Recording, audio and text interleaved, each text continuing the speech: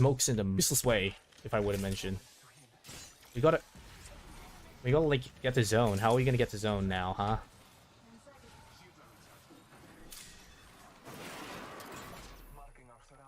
Can we hurry up and go? Let's go, let's go, let's go.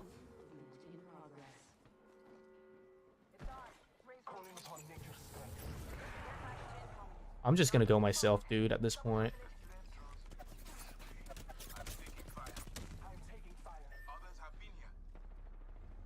Oh shit, dude. You guys, like, too slow at moving.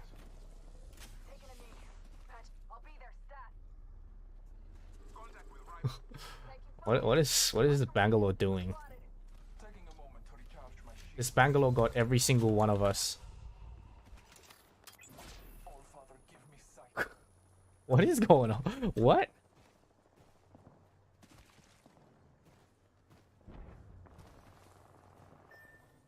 Damn. What is...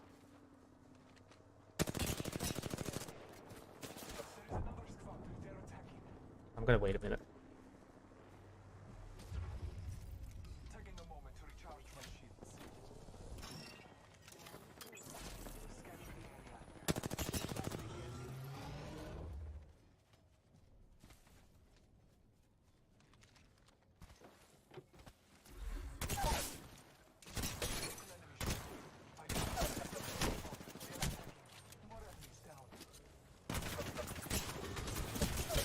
Oh my fucking god, get fucking shit on.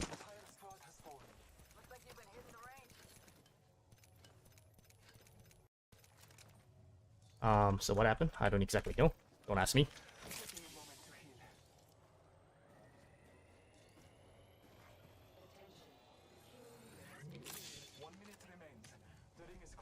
Ooh, lucky. Mastiff Psycho. Mastiff Psycho. Okay, I'm just gonna take my time here. What do I need? I need a bigger bag. That's what I fucking need. Or 3 times? 3 times? I'll take this. Woo! Sasuga. Oh, Sasuga. Okay, これでいいや. I'm stacked.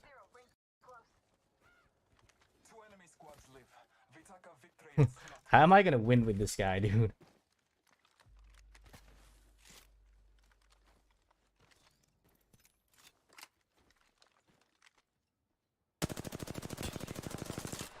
Dude, what the fuck? やばくねえかそれ。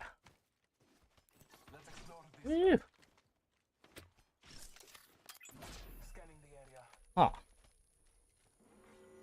Well, he's dead. The ring is moving, Falai fighters. No one is inside. 難しいね、これは。Frag grenade sent.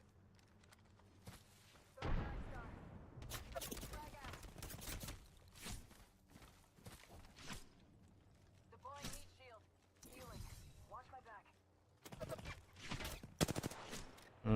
きつい。きつい。これは無理。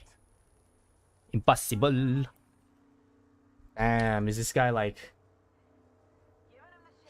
Yeah, you giving him the chimney. Taking a knee. Patching up. Well, That was the whole squad. some team died outside. So it's literally us versus him, huh?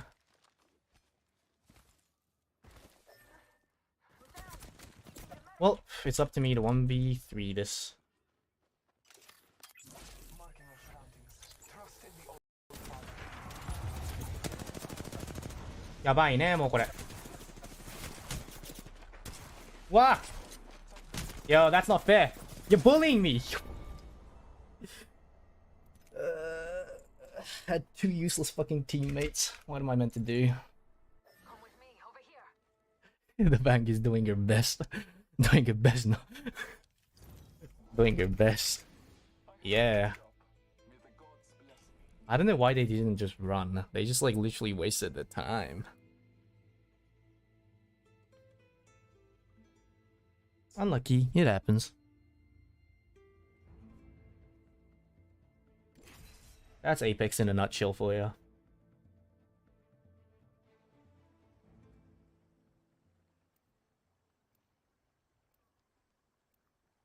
Unfortunate, but it happens. But I don't really want to go to Plat because the other boys are still in, I think, Silver? Now I want to wait for them.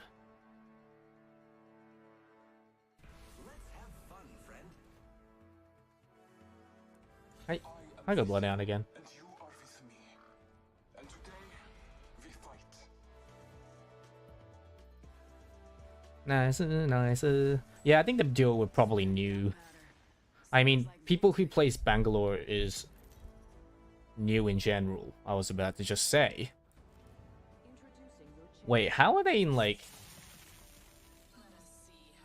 There's, like, diamonds and masters on the other team, and then every time I get a teammate... Like... What's going on? Bye-bye now. Bunny Maimai, thank you for the super chat. Thank you. How does the moon cut his hair? Eclipse. Oh, I saw this the other day. That's the second time I saw this joke this week. Thank you, though. Since I saw it 2 times, I'll give it like a 5 out of 10. I saw that joke the other day.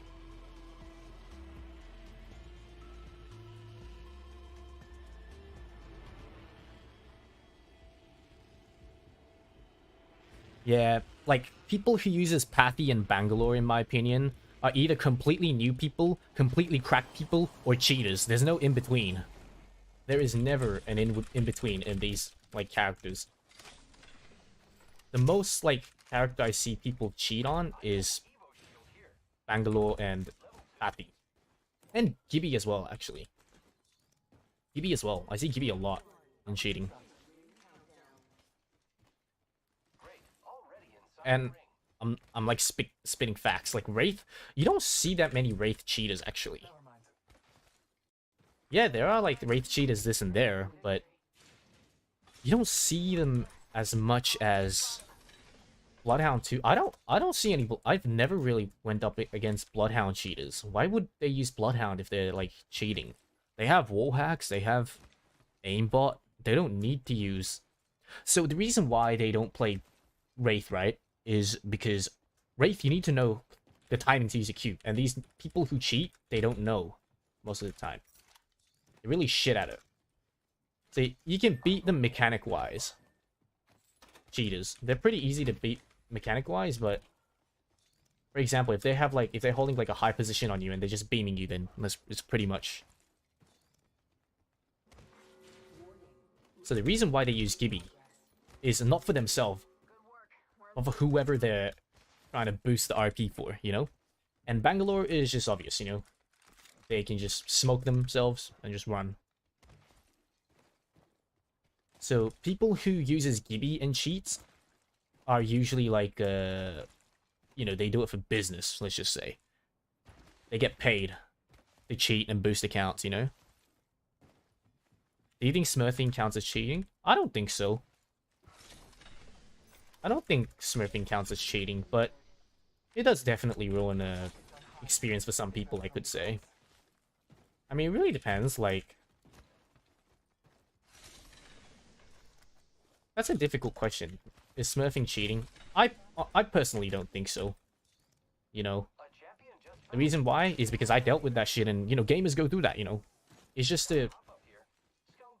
It's just a gamer's thing, you know? Bunny Maimai, thank you for the super chat. I have a joke about chemistry, but I don't think it will get a reaction. Reaction, ha. Hee hee ha ha. Hee hee ha ha. There's your reaction. There's your reaction, you want it. But yeah, so it's part of gaming, I think, like going up against Smurfs. Like, you don't go up against Smurfs in life, right? Like, Smurfs, you can only go up against them in games, right? And they're just good. For example, you could just... It's the same question could be applied to, what was it? Someone who started out new but is really good at the game. You never know if they're a Smurf or not, right? They're just better than you. It's as simple as that. Whether it be a Smurf or not a Smurf, they're just better than you, right? But I do think it is a fucking ass move when you stack like 3 masters in a public game. That's just embarrassing. Like, stacking 3 masters or stacking like 3 preds in a like public lobby, like just a casual. That's like Okay. uh, that's just funny, dude. Like,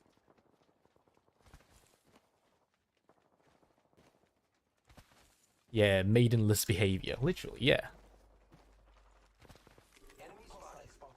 I don't even.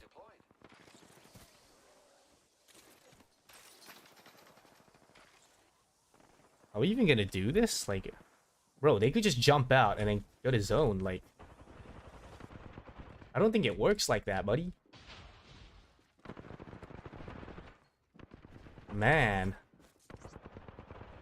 I don't even think there's a point in doing this.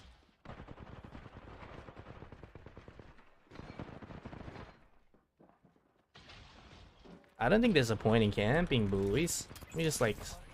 What the fuck? Oh, so those are the armory guys. I thought there was like 5 people in here. I don't know. I don't know how this is gonna go. Hey, Mary. Kill 'em all. Actually, I don't know how this camping's gonna go. Ah, zone is coming. Let's just go. Oh, wait. See, this is what happens. This is what happens when you try to do shit like this. Oh, that was dangerous, dude. Yeah, good aim. Good fucking aim. Keep shooting. Hitching a ride. You guys can... You guys gonna let me jump off? Fuck, okay, I guess we're hopping off. Wait, they can just... Look from here. Twice the distance and half the time. もうさ、マジで何してんの君たち。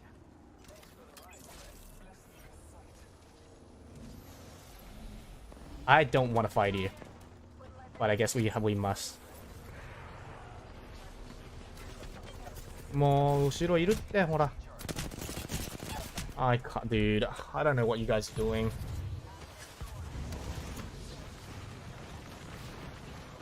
These like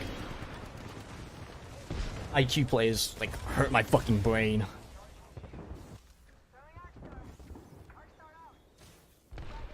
Do they think when they're playing, or do they just run at people? They might as well just play pubs. Ugh. Like, there's still the party at Armory Camp. There was no point for us in fighting here. They could just... We were lucky they didn't, like, third party us. Well, somehow we just griefed each other. Right. We just griefed each other and... Yeah, see? This is what I'm talking about. It's so dumb. Like... It's so dumb, people who does this shit. Like, do they not think about what's gonna happen afterwards? Because you don't get better at the game, you know, if you keep doing that shit.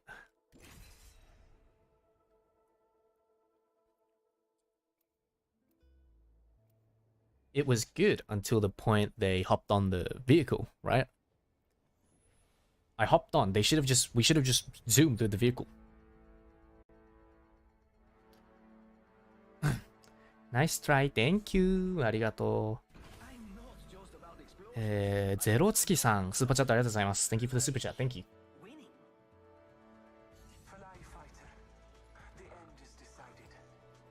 Congrats on 150k subs, by the way. Oh, we hit 150k? Nice. Thank you, guys, thank you.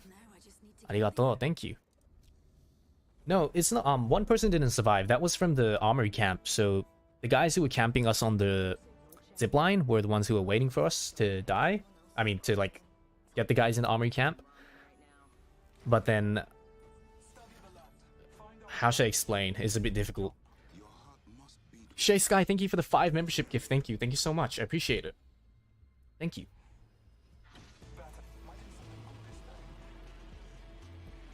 So yeah, there's 2 other parties there.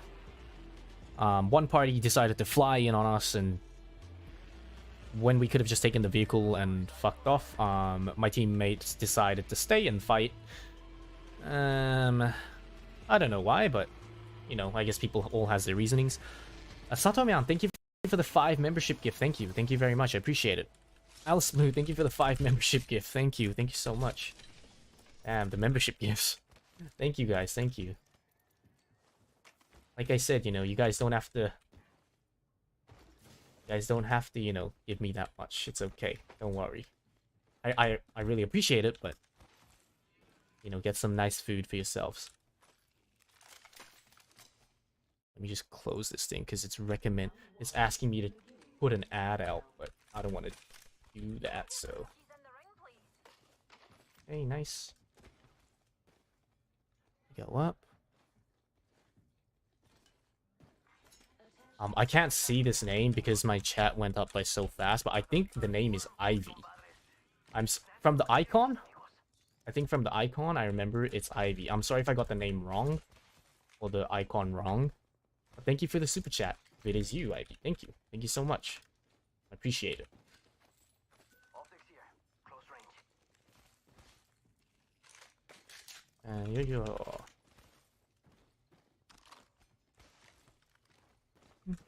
Did my chat just stop? Oh, did it break? Oh no, my thing froze. YouTube froze. Why did it freeze? Okay, there we go. It froze. Nora, thank you for the super chat. Thank you very much. Arigato. Okay, there we go. It's back.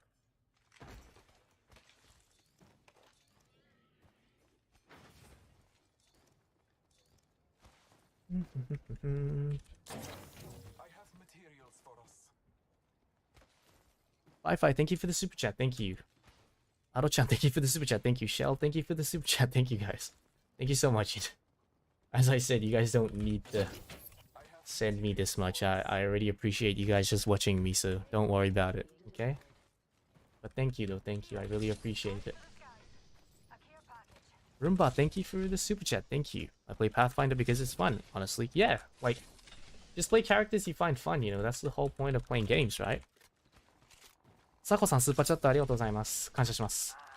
アイリンさんスーパーチャットありがとうございます。感謝します。Congratulations. Thank you. ありがとうございます。Binka, thank you for the super chat. Thank you. I appreciate it. Congrats on 150k. Thank you so much. Thank you. Mitochondrion, thank you for the super chat. Thank you. Thank you very much. Oh, care packet? No. We're going this way.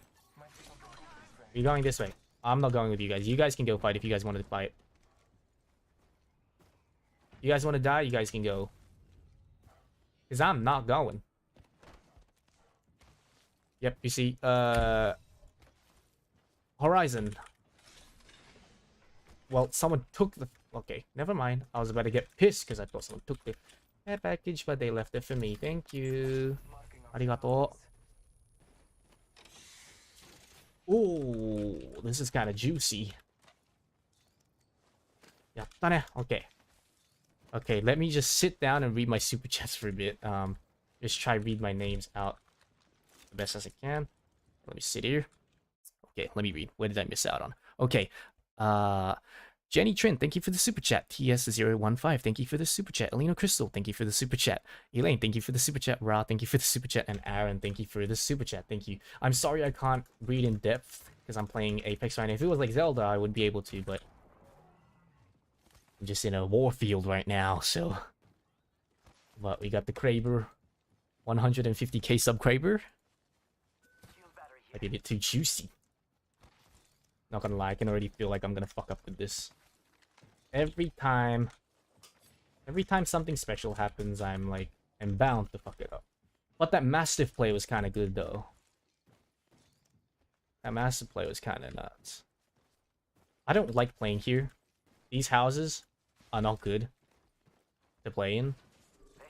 Reason why is because you can get third-partied from anywhere when you're playing on these maps. Oh, fuck. I'm gonna take an angle. Singularity. Tossing thermite. Grenade out. Cracked a bad dude shield. Being shot at. I downed a hostile. Reloading. Heads up, we're not alone. Scanning. ああ、行っちゃった。あらら。ワンモパーティー。Charging shields. Shields recharging. Bless me with sight. やばいね、これ。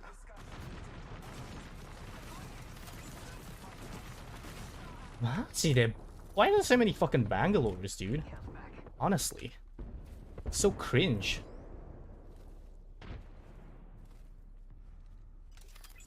Marking our surroundings. うんふん。逃がさないよ。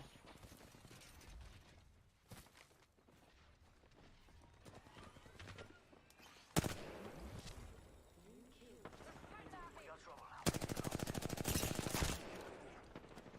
Yo, cracked an enemy shield. Have this crop. It's go time. Oh yeah, I forgot you could shoot through the shields. I totally forgot. So I'm sorry. I was like brain dead there. If you want to survive for a bit longer for me, that would help. Flag grenade sent. Throwing thermal grenade. Yo, cracked. I can't. Wait, I think we're getting shot from another team.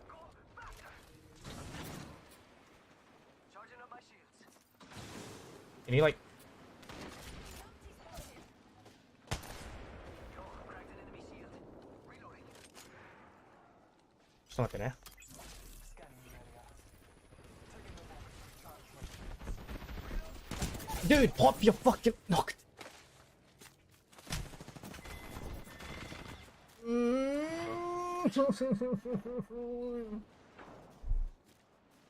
やだ。もう本当にやだ。Oh my, unlucky. Let me go back to reading my super chat. Let me go back. Okay, where did I stop? I think I stopped here. DST, thank you for the super chat. Thank you very much. Ran Meshita, thank you for the super chat. And serious cereal, thank you for the super chat. Thank you. And Nora, thank you for the 5 membership gift. Thank you so much. Would have been nice if I could have we could have some sort of knockdown shield play there. This is what happens, dude.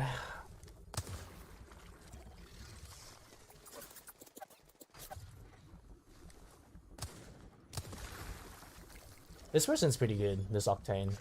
This is not bad. Yeah, it's hard without comms, that's the problem.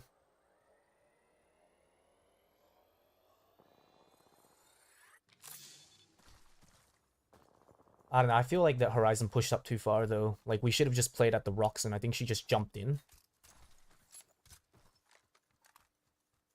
Like, they have rampart walls. We should be using walls. What do you call it? What do you call it in English? In Japanese, it's called shahebutsu. What is it? Obstacles. No, not obstacles. What do you call them? You should be using whatever you call it. Not like buildings and walls and rocks. Yeah, you just need to take cover. I don't think it was taking cover. Yeah. Or maybe she was and she just got lasered. Who knows? But yeah. Unfortunate. It happens. Terrain, yeah. Terrain. Terrain cover, yeah. AYPS Ipshi-san, スーパーチャットじゃない。間違えた。membership. Thank you for joining the membership. Thank you. Welcome to the Giga Chat. Welcome. Thank you. Obstructions, is it called? I'm already in the ring. Score. Yeah, something like that. Obstacle. I don't know. What was the word for it? I kind of forgot. Okay, how about this? You want me to play League now? You guys want to watch League of Legends now? Or do you want to continue watching Apex? What do you guys want to watch? I'll put up a poll. You guys can choose. Apex. League. You guys pick. But if I'm going to play League, I'm just going to have to end this stream once. And then I'm going to have to switch over to League once. You guys can pick. What will we be playing League? I'll be playing ARAM. I'm not going to be playing Norms. I'm going to be playing ARAM, so...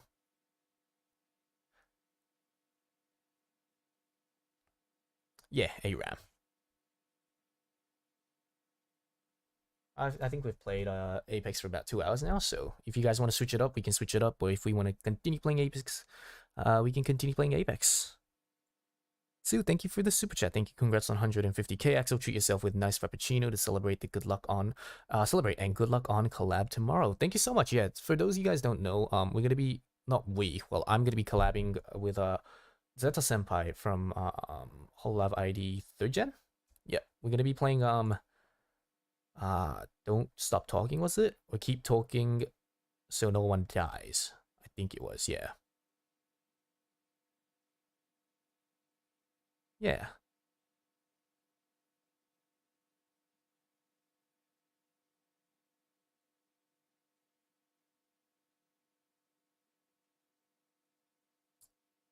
And also the Worms. I don't think the Worms is tomorrow. No, Worms is on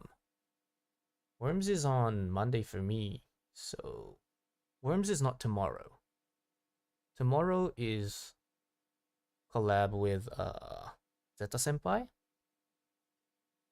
Yeah. And then the day after tomorrow is the Worms collab.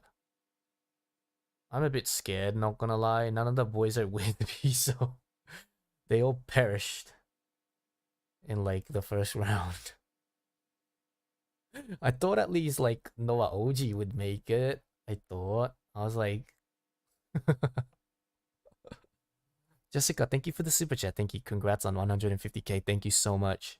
Thank you. Arigato. Thank you. But yeah, I guess I gotta win it for the boys, you know. Guess I gotta win it for the boys. Okay, I'll just end the poll here. Can't go on for too long, right? The poll. So, how did the poll win?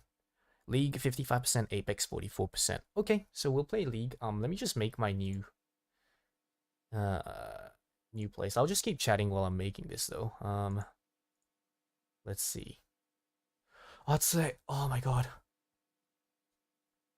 I'd say, Aji, so hot. Okay, let's see. League of Legend. But yeah, I need to switch up. What was it? The stream, because you know, perms, and I have respect for each game. I don't want to play 2 different games on one stream and then, you know, just chuck rights in the description box. So yeah, Aaron, I thank you for the not 100. Sorry, Aaron, I thank you for the 10 membership gift. Thank you. Sorry, my eyes, my eyes. Thank you so much. I appreciate it. Arigato. Thank you. Let me just, okay. I'm gonna, you know, I'm gonna draw it again. I'm gonna draw it. Let's see. Let me open up the Clip Studio Paint and let me let me draw it. Let me draw it up. Let me draw it. I'm glad the Apex stream was good today though. It was very fun. Moon Air N, thank you for the super chat. Not super chat, the membership. Thank you so much. Oh no, I'm getting recooked.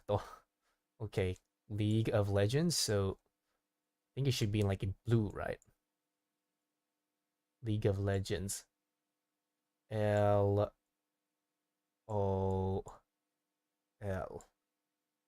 Okay. What character shall we use? You know what? I'm gonna go with Nocturne or something. Nocturne looks pretty cool, you know. Nocturne looks pretty cool, so actually, how do I draw this? How do I like show it to you guys? I don't even know how to do it. I don't want to do anything weird. That's the problem. Can I like switch it to Clip Studio Paint? I don't even know. I don't want to. I'm too scared to show something that I shouldn't be showing. So I'm just gonna keep it like this on the Apex stream. But bear with me. I'm just drawing something now. Yeah. Axel Titties, thank you for the super chat. Thank you. Thank you, Axel Titties. Thank you. Yeah, I'm not gonna risk it. I'm not gonna risk it. I'm a baka, so. Okay. I forgot how Nocturne looks like, but I'm just gonna draw something really quick, you know. Nothing too fancy, something just really quick so I can switch up, you know. I can switch up on the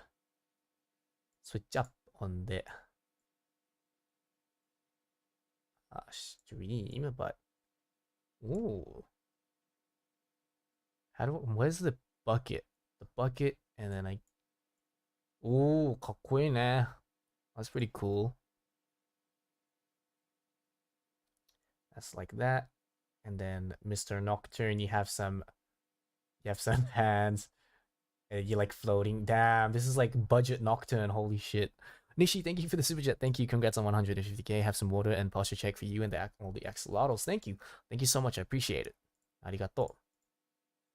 150k, huh? That's pretty insane, not gonna lie. Thank you so much, guys. Without you guys, I wouldn't have made it, so. League of Legends. I'm gonna put the blue inhibitor and then Ragus molding, because he couldn't win the other time. So blue inhibitor,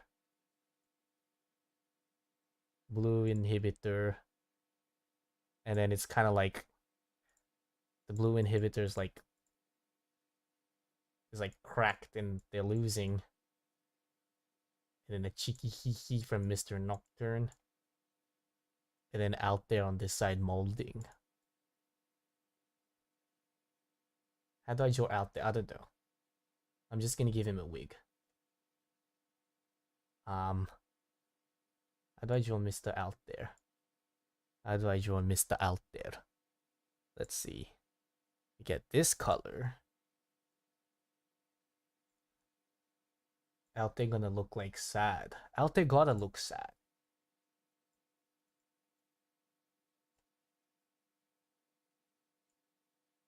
Out there gotta look sad.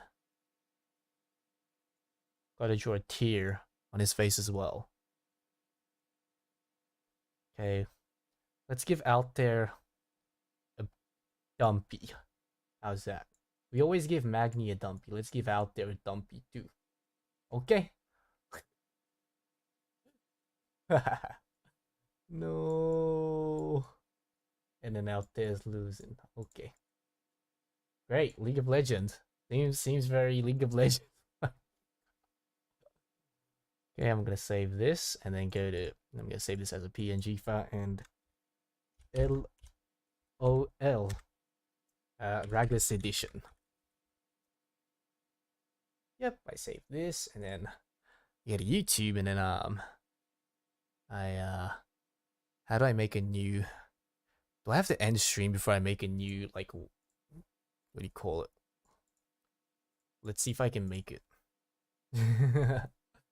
Let's see if I can make it. So I go to go live.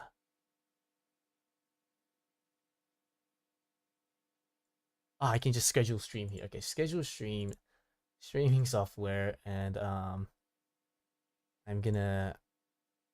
just gonna use the same one, like, so I'm gonna go this, I think for the, there we go, so this one, so I'm gonna change this to League of Legends for my title, League of Legend, and I'm gonna make my title, LOL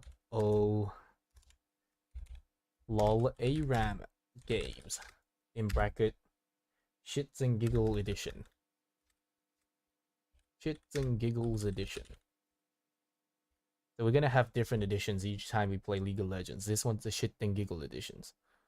And thank you out there. You have the perms for Riot. Arigato out there, san.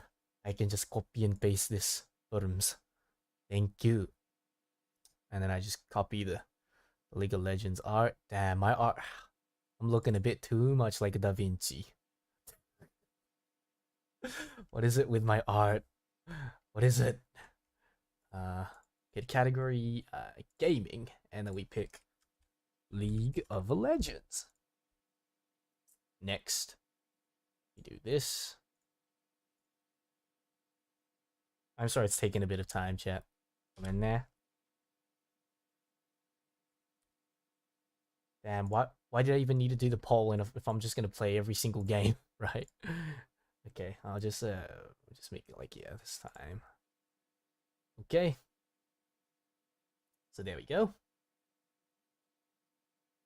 I've made a new Taiki room. So then now I go to here and then I just go to edit and then I go customization, redirect, and then I just redirect myself. Ha!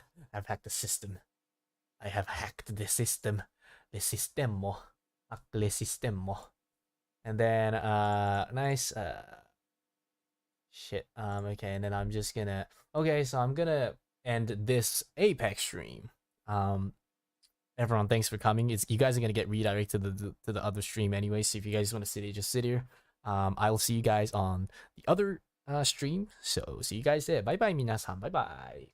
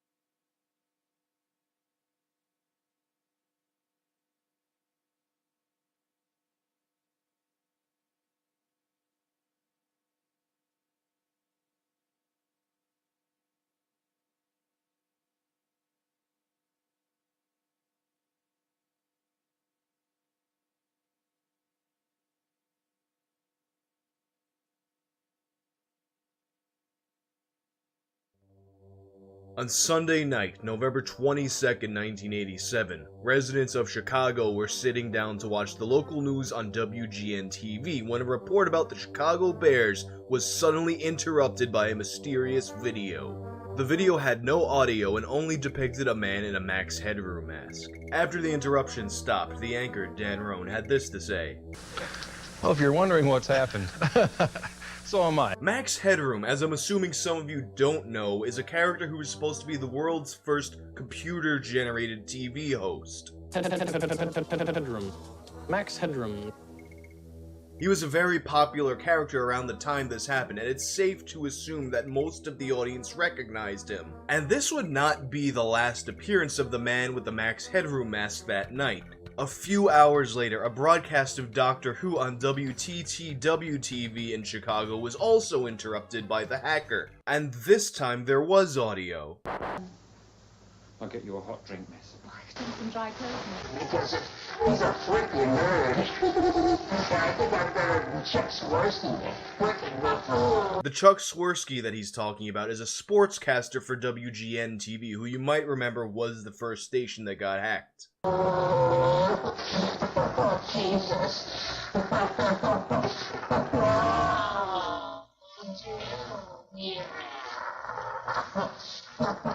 That's the way. At the time of this hack, the real Max Headroom was the spokesperson for the new Coke. Catch the wave. Coke.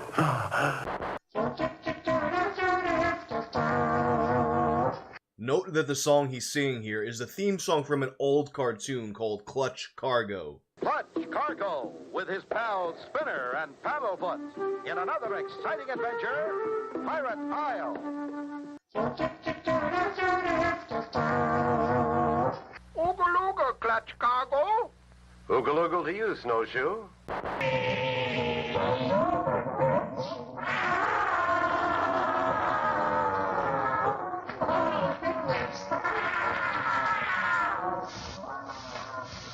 The Max Headroom signal intrusion incident quickly became national news, and the FCC was immediately on the case. I know a lot of people think of the FCC as the organization whose job it is to keep dirty words off of TV, but really, their job is to protect the integrity of the airwaves in situations such as this. And they were pretty confident that they would catch the person behind the Max Headroom hacking. But the odds, I'd say, if a guy continues to involve himself, either sporadically or continuously, it's very great that we will determine who it is. They've done it before, and signal intrusions like the Max Headroom one were nothing new. Just a year earlier, a hacker calling himself Captain Midnight had interrupted HBO's broadcast and displayed this message in protest of HBO's new price hikes. They quickly figured out that he was actually an engineer named John McDougal, and he was promptly arrested. But the difference here, and a big reason why the Max Headroom incident continues to capture people's imaginations, is that 30 plus years later, he still hasn't been caught. But there are a few suspects. The first theory about a Max Headroom suspect claims that it was a musician named Eric Fournier behind the hack.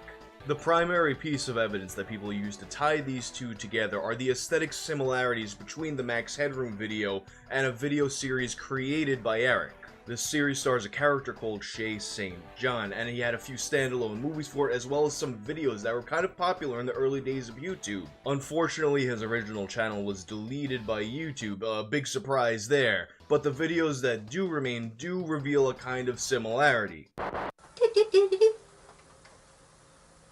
Susie, yes, Bricketta, she does Ron John tell me the drip drop diet that I'm doing down in Hollywood. 2 drops for 2 pounds. Yeah, I'm doing the drip drop diet. 2 drops, 2 pounds.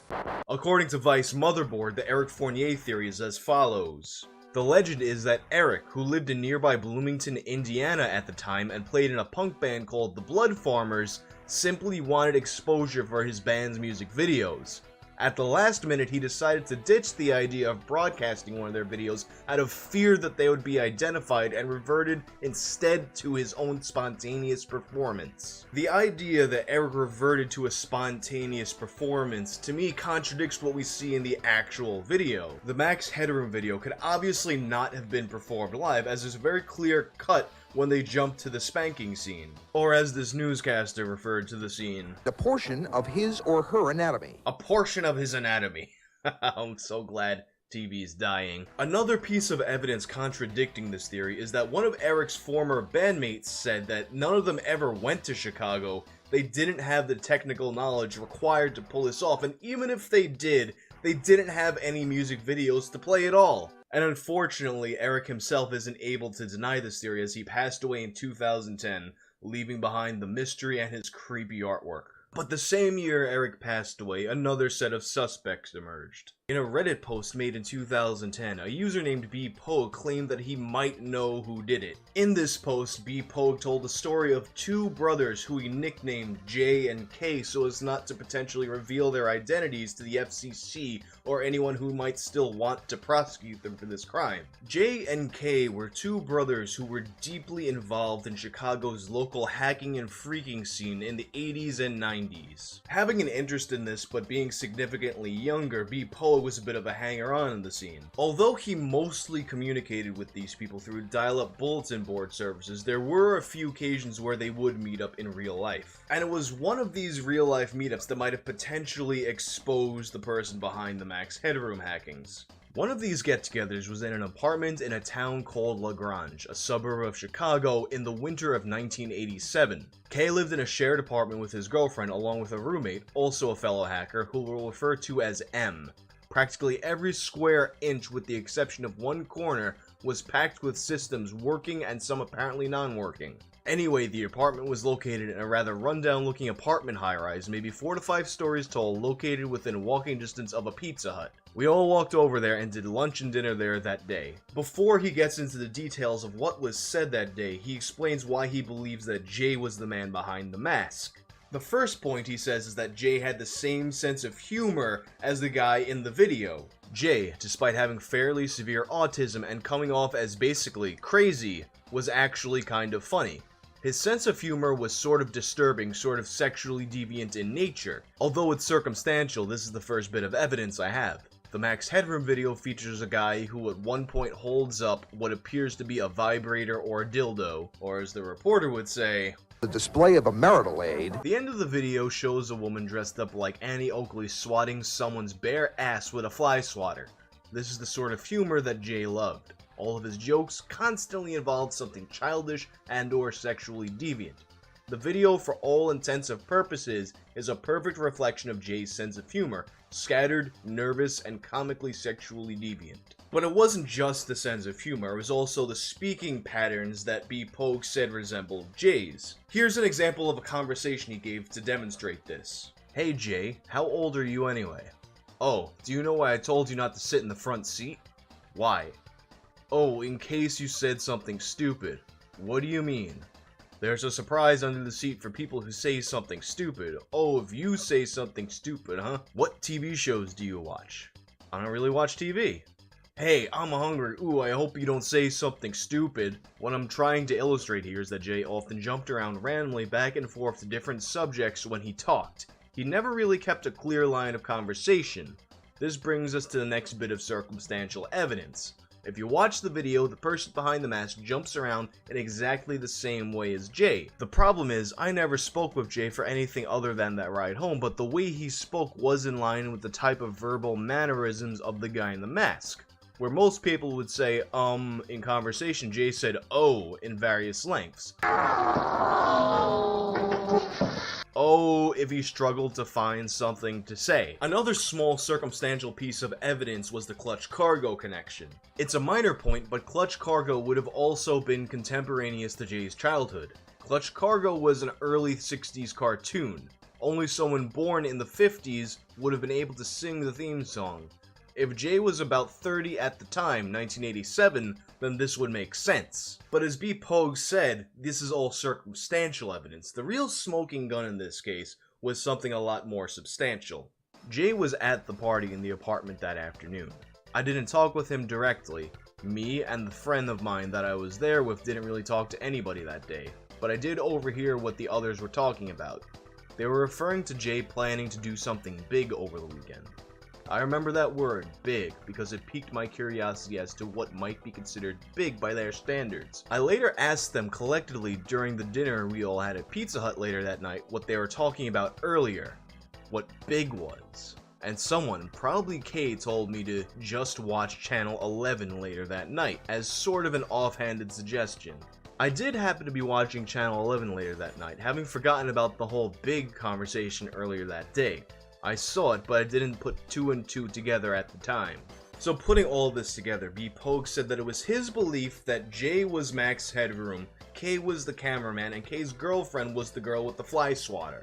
3 years later, another Redditor named Animosity came forward to corroborate some of the details of B-Pogue's story. So do you think those two brothers did it? The TLDR version is yes, I do.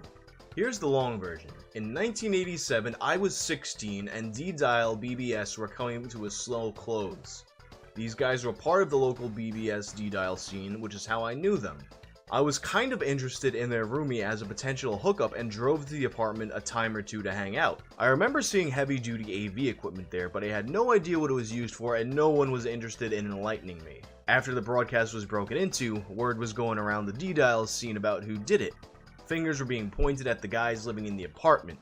Of course it was all deny because of the deep shit they got themselves into, and no one ratted anyone out. So it really seemed like B-Pogue was onto something, and other locals of Chicago who were familiar with the scene agreed with him. But in October of 2015, B-Pogue came with yet another update that twisted the story in another direction. In the time since his last update, B-Pogue had become acquainted with Rick Klein, who was the curator of the Museum of Classic Chicago Television. Together they came in contact with people close to the situation who were able to shine new light on it. Several weeks ago, Rick and I had the luxury of meeting and speaking with several engineers and technicians who were actively working for WBBM, WTTW, WGN, and other companies in the Chicago broadcasting community at the time. They yielded a wealth of very detailed information, including specifics about what kind of locations, gear, physical access, and more importantly, what sort of station-specific knowledge would have been necessary in order to pull off the intrusions themselves. This was the kind of heavy engineering perspective knowledge that we had only had bits and pieces to work with before and had been trying to obtain for some time and with great difficulty. After the last round of interviews and having looked at the resulting evidence pile in total, Rick and I have concluded that the possibility of this having been an outside job is basically zero. To make a long story short, all the things which needed to have been possessed by an outside amateur or amateurs, no matter how talented, simply did not exist in the wild in 1987. This, and other information we are never able to corroborate, is what allows us to free J and K as suspects with full confidence. If the information they gained is true and J and K can't possibly be the suspects, this means that it had to be a job performed by someone who was in the Chicago broadcasting community. They had to have had both the knowledge necessary and access to the professional equipment to pull off the hack. So if I had to take a shot in the dark and guess, I would think that the person responsible for the hack was a broadcaster who had some kind of personal vendetta with Chuck Swirsky, who he said that he was better than, or perhaps WGN-TV itself, which he referred to as world's greatest newspaper nerds. Some sort of professional jealousy or rivalry is the only thing I can think of at this point. It's either that or maybe they just did it for the lulz. But anyway, if you enjoyed this video, check out this other one about a mysterious hard drive. Thanks for watching, I'm out of here.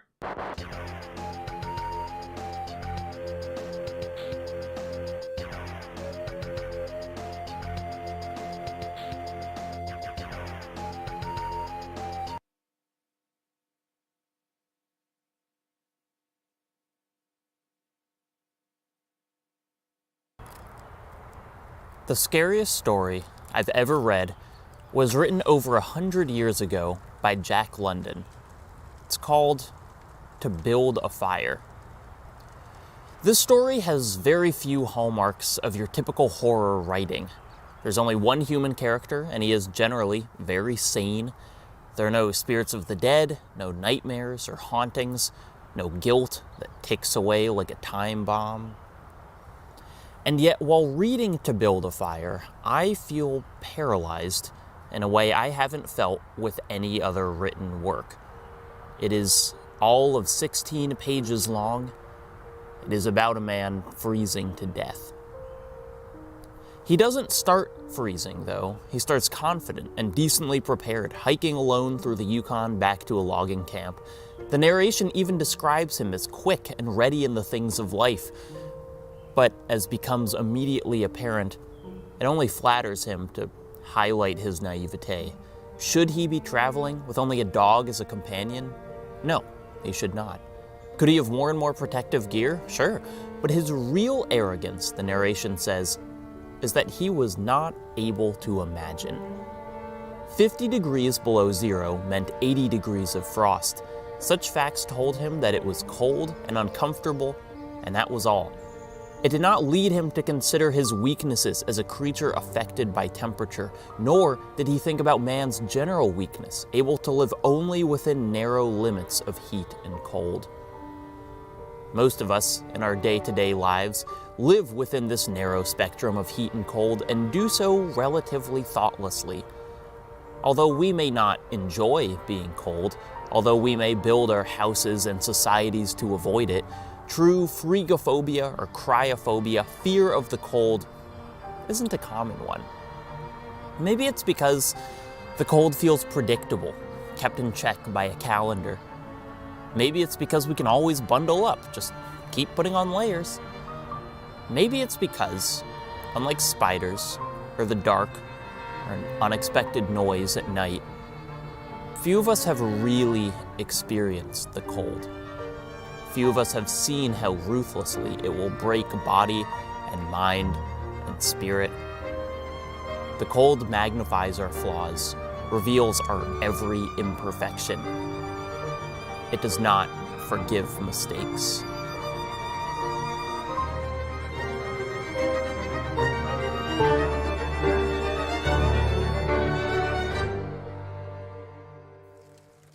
To build a fire, the air is colder than 50 degrees below zero, colder than 60 below, colder than 70. The man's mouth is frozen closed, something he expected. The tobacco juice from the chew in his cheek forms a long yellow icicle from his lips. He feels his nose begin to freeze, although this doesn't bother him too much. Many short stories, particularly horror ones, are made by their twist endings. It's not until the twist, the last paragraph, or even the last sentence that we truly understand what's going on. That's not the case in To Build a Fire. We know almost as soon as it starts that this man is going to die. The paralyzing magnetism of the story comes from finding out where exactly it becomes inevitable. Probably the answer is before the day even started. There was no way this man was ever going to survive a hike across the Yukon in 100 degrees of frost. But the arc of the story isn't a simple linear freeze.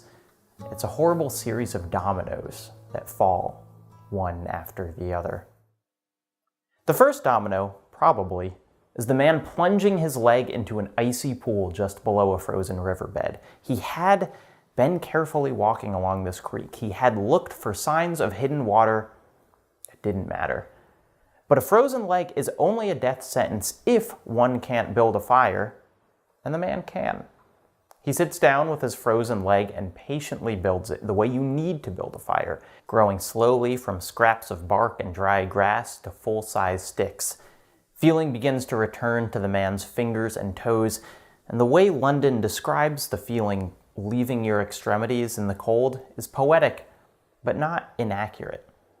He says that the blood of the man's body shrank back from the cold, withdrew from his digits, because the blood was alive. The blood was trying to get away from the freeze. In reality, your hands will lose their warmth, lose their hot blood within seconds. In these situations of extreme cold, the temperature of your hands will drop more than 30 degrees from your body's typical 98.6 to closer to 60. It will continue to fall, your blood fleeing the cold the longer you leave yourself exposed. And to build a fire, the second domino falls just as the man starts to warm his hands and feet.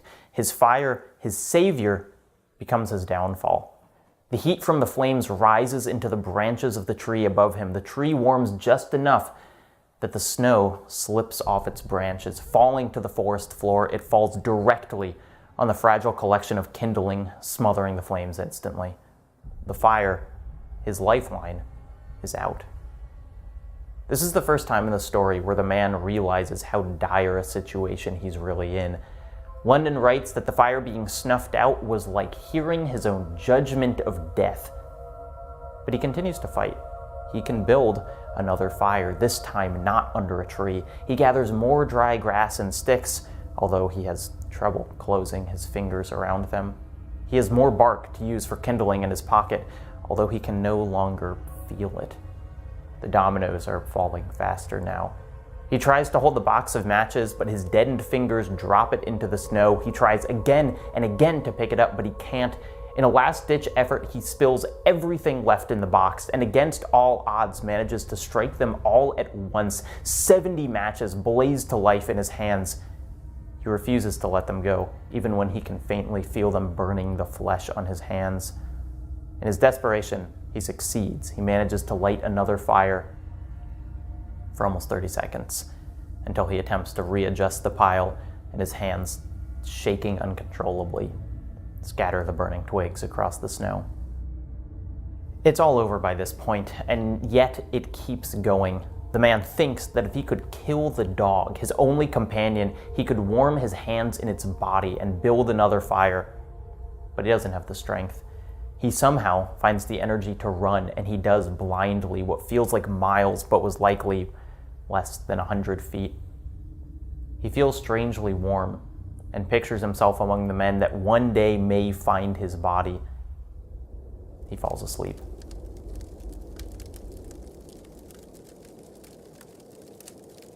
Fear of the cold is almost always paired with the danger of isolation. Some of our most famous horror fiction entombs its characters in a near impenetrable blanket of frost, the cold acting as a barrier between them and safety.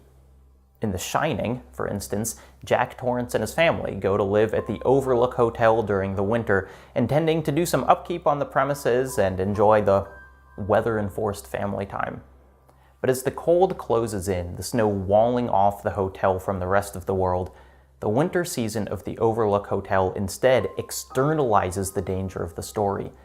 Threatened by the increasingly deranged Jack, Wendy and Danny are unable to reach out, unable to escape. They are trapped by the cold, just as they're trapped by Jack's abuse.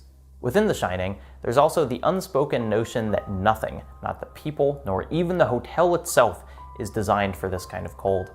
Jack was hired as a caretaker because the Overlook cannot survive the season by itself. Faced with the unrelenting cold of the Rocky Mountains, the infrastructure would simply crumble. The brutal winter environment adds to the feeling that everything here somehow stands against nature. At the end of the book, the Overlook Hotel loses the battle, reduced to rubble in its stand against the elements.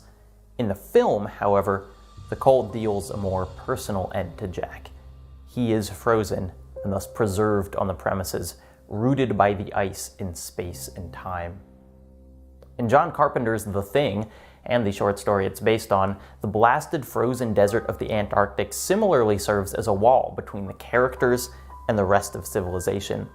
Living in a research base deep in Antarctica, a group of men find the frozen body of an alien, or find another research team who found it, depending on the adaptation.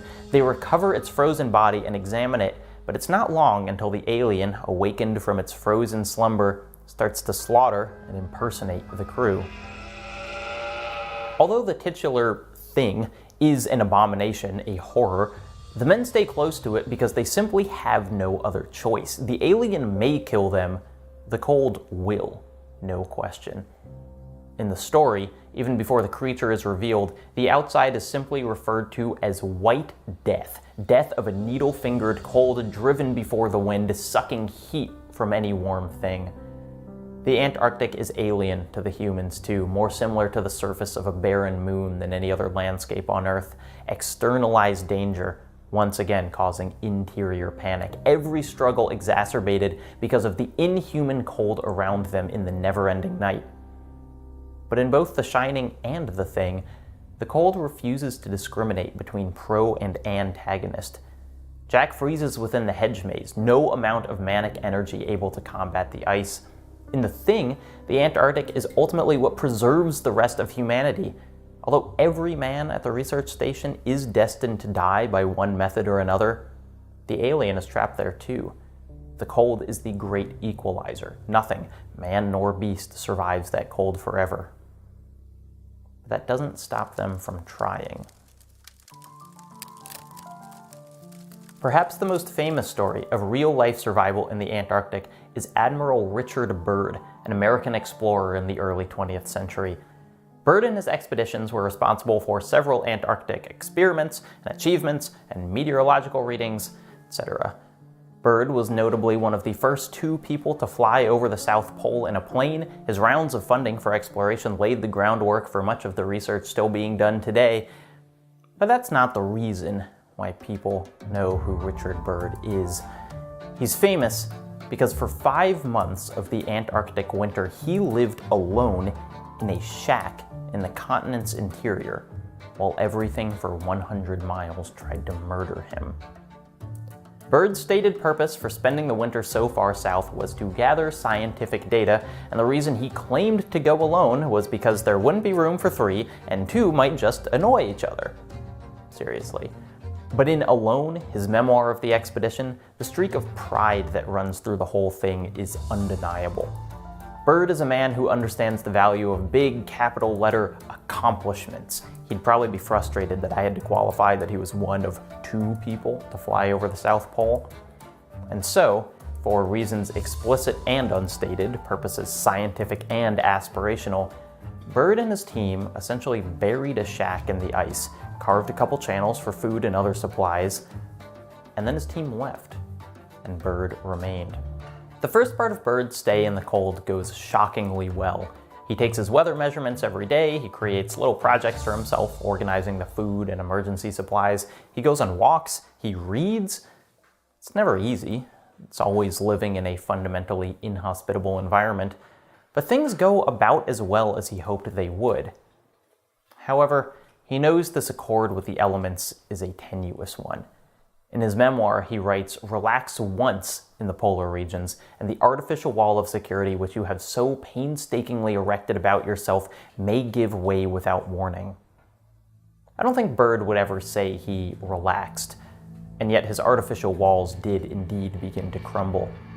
Perhaps the single most dramatic instance was during what was supposed to be a routine wind speed reading.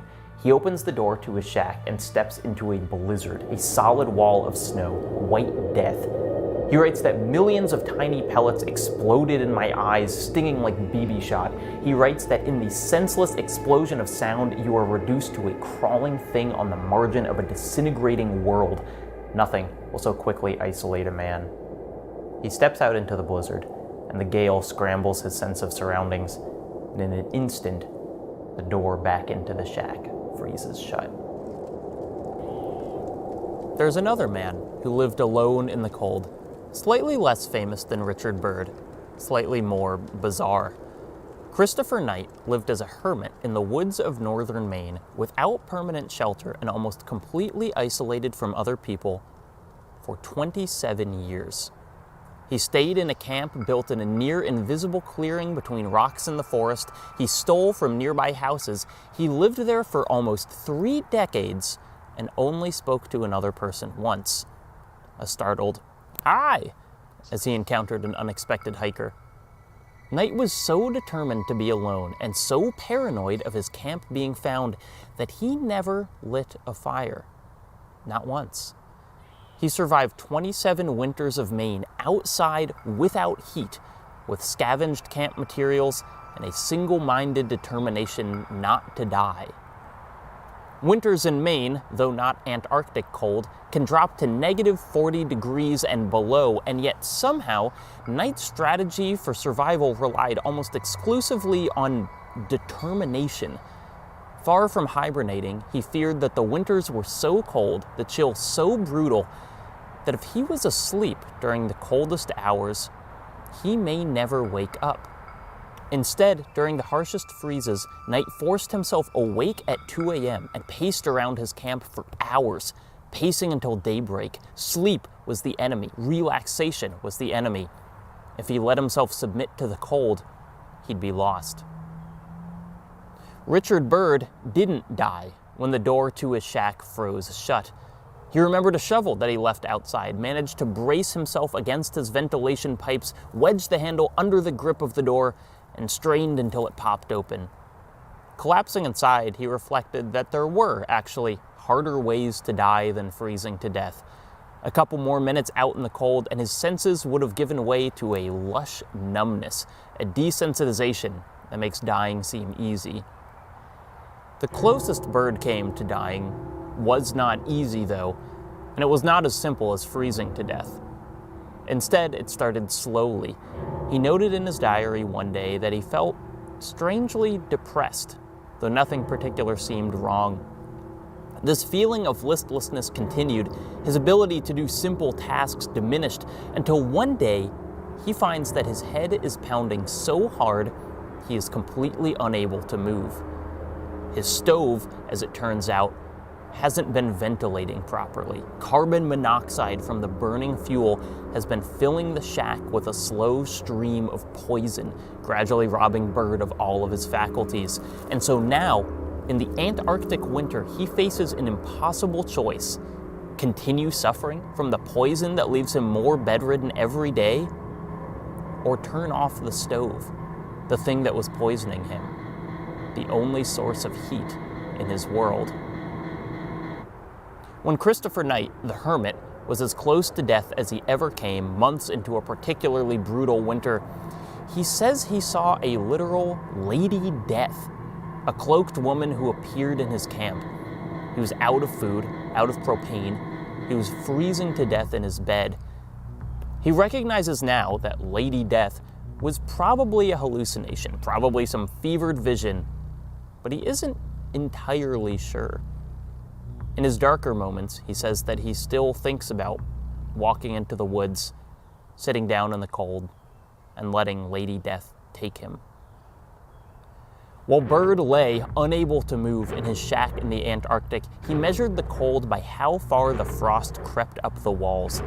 The temperature sank impossibly, 70 below outside his shack. His single room was engulfed by ice. "I lived 1,000 years, he wrote, and all of them were agonizing. Bird's original plans were to stay 8 months in the shack. Even in the depths of his poisoning, even facing near certain death, he refused to tell base camp how poorly he was doing. Like the entire expedition, this was caused by a mix of practicality and pride. He feared that those who tried to reach him would perish on the way. His vanity would not allow himself to admit just how dire things had become. Fortunately for him, however, the men he was corresponding with noticed the steady decline of his Morse code. After 4 months, it was nearly unintelligible. Dots and dashes betrayed just how close Admiral Richard Byrd was to death.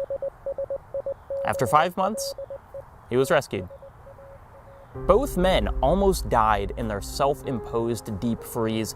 Both very nearly lost themselves to that white death. And yet, in that time, both undeniably also experienced something close to euphoria. Richard Byrd writes rapturously about the spectacle of the aurora, its undulating serpentine folds, what he feels as its implicit storytelling. He pictures the light shows in the dark Antarctic night as somehow a representation of good versus evil. There are stretches of time when he feels the cosmos are telling him what it means to be alive. He says that these shows left him with the tingling feeling that I had witnessed a scene denied to all other men. For Christopher Knight, a man who sought isolation to a more extreme extent than almost anyone else, the deep freeze of winter offered the complete opposite. A sort of divine pause, the only time of the year when everything stopped, no sounds of humans, animals, or even the rustling of the leaves. After he was forcibly removed from his forest hideout, it seemed that the memory of winters lost bore heaviest on him. What I miss most in the woods, Knight said, is somewhere in between quiet and solitude. What I miss most is stillness.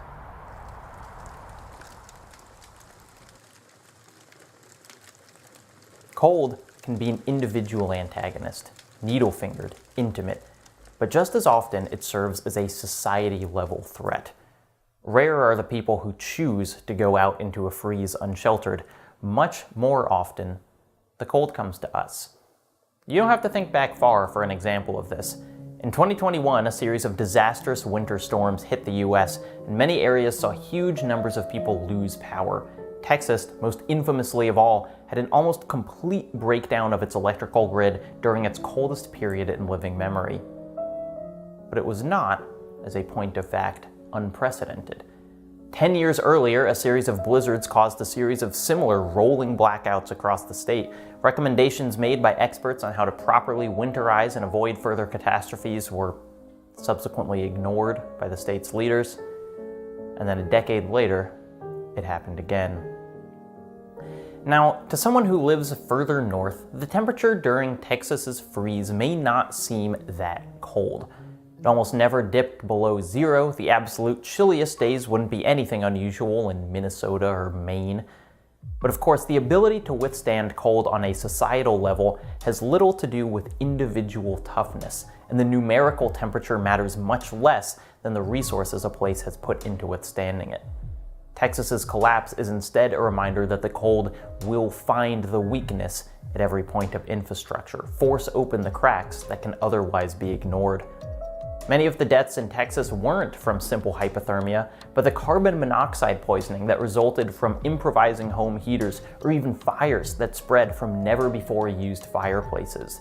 Water pipes burst, streetlights blackened, people were forced close together in shelters despite the ongoing presence of a global pandemic. Much like COVID, the cold exposes the vulnerabilities in our systems that were always present and exposes the inhumanity of the people who profit by ignoring those vulnerabilities. And when I look at Texas, I don't see a freak accident, but the beginning of a trend. Summers are going to keep getting hotter and winters will keep getting colder, and the building blocks that make up our society are fundamentally not prepared for the climate hell that we're staring down the barrel of. But you gotta admit, makes a great story. This is the basis for Bong Joon-ho's Snowpiercer, a movie set in an apocalyptic ice age brought on by climate change. It's also the background quote-unquote science for The Day After Tomorrow, my personal favorite big disaster movie. It's also the context for the survival sim Frostpunk, a game bold enough to ask, what if SimCity, but with frostbite-based amputations? Frostpunk takes place in an alternate history 19th century in which an unexplained sudden ice age decimates most of Europe, leaving scant few wandering bands of people and even fewer coal-powered generators that maybe, if you plan things exactly right, can keep humanity alive through the plummeting temperature. But Frostpunk is not, at least initially, a game that lauds players with easy victories in civil engineering. Although the game can be min-maxed to perfection, my experiences with it were far more like Jack London's story, a series of ominous dominoes toppling, one after another. Except in this case, it's not one person, it's a city, and in this case, I didn't even realize they were falling until far too late. Managing your city is a challenge of managing many different resources and conditions, a juggling act of making sure you have enough wood, steel, and coal, enough houses so people don't have to sleep unsheltered, enough medical clinics that the sick can recover and quickly get back to work. For me, it was always about two things too many. I'd be really proud of the amount of wood I had stockpiled, and then realize that our food reserves had been totally used up.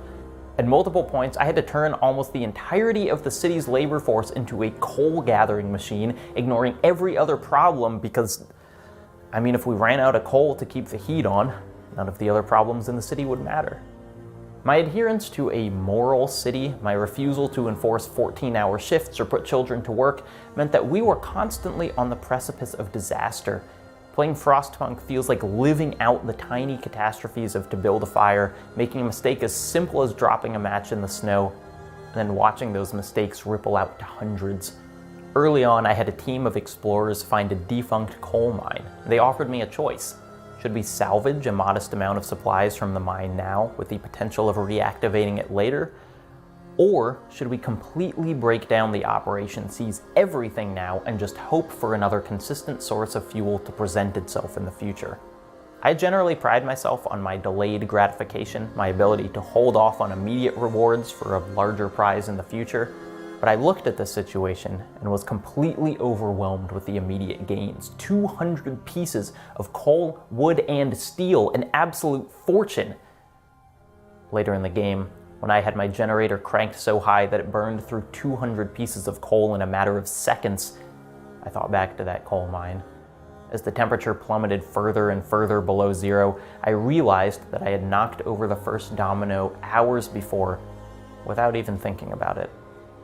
As I scrambled to keep my city at a livable temperature, forsaking all other resources and every standard of civilization in the face of that white death, I had a sudden flashback to a story I heard as a kid, one that stuck with me for probably 2 decades now. It is, hilariously enough, from the Little House series by Laura Ingalls Wilder.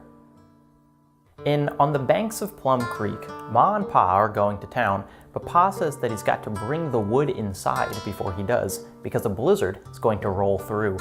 He tells his daughters a story about some kids who didn't have enough wood inside, and it was too cold to go out in the blizzard. He says that as their cabin got colder, the kids ran out of wood completely. They destroyed the wood box, then the chairs, then all the furniture in the house in a desperate attempt to keep the fire alive. It wasn't enough though. When their parents finally got home, Pa said that the kids were froze stark stiff. This story causes a sort of mania in Laura and her sister, who are so worried about freezing in their house that they bring in all of the wood from their woodpile outside, much to the bemusement of Pa. The Little House series often spoke frankly about the perils of 19th century life in the Midwest, but I don't remember anything else as dark as this story. Though only a couple lines, I could clearly picture the kids' desperation turning to hypothermia, as even their furniture didn't provide enough fuel for the fire to stay alight. It was only in researching this video that I learned Wilder's original version of this story, written in her non-fiction autobiography, is even more detailed and even more horrifying. The basic setup remains the same: kids at home while the parents are kept away by a blizzard, but the simple froze stark stiff is replaced by detailed descriptions. The kids attempted to leave the house after their stovepipe collapsed. All 5 were found in a snowbank nearby. 3 were dead, frozen completely. The oldest, a 12-year-old girl, had survived and managed to keep the youngest, a baby, alive by swaddling it in her coat. Though the baby was barely chilled, the 12-year-old's limbs were frozen. Pa said that she screamed as they thawed her arms and eventually amputated a leg. The version of the story I knew, the one that stuck in my head for decades, was somehow the more child-friendly telling. I can't believe how much worse it got. And it's hardly the only time Wilder brought up the cold. In fact, it seems like the biggest threat her family ever faced. Its presence always met with a dramatic darkening of the tone in what are ostensibly children's books. In The Long Winter, one in which her whole family are snowed in for months, she wrote, "There were no more lessons. There was nothing in the world but cold and dark and work and coarse brown bread and winds blowing. The storm was always there, outside the walls, waiting sometimes, then pouncing, shaking the house, roaring, snarling, and screaming in rage. She did not ever feel awake. She felt beaten by the cold and the storms. She knew she was dull and stupid, but she could not wake up." Tales of the cold are almost always made of long, harsh periods of shelter and depression, mixed with tiny victories against the immovable force. Laura's family sings together while in the midst of the blizzard. Generator upgrades and Frostpunk bring brief periods of livability. In The Long Dark, a survival game set in an apocalyptic winter, achievements are minuscule compared to other games in the genre. There's no fortress to construct in The Long Dark, farms to fully automate, or escape vehicles to build. Instead, moments of victory are sewing together a slightly warmer coat, finding a whetstone, lighting a fire.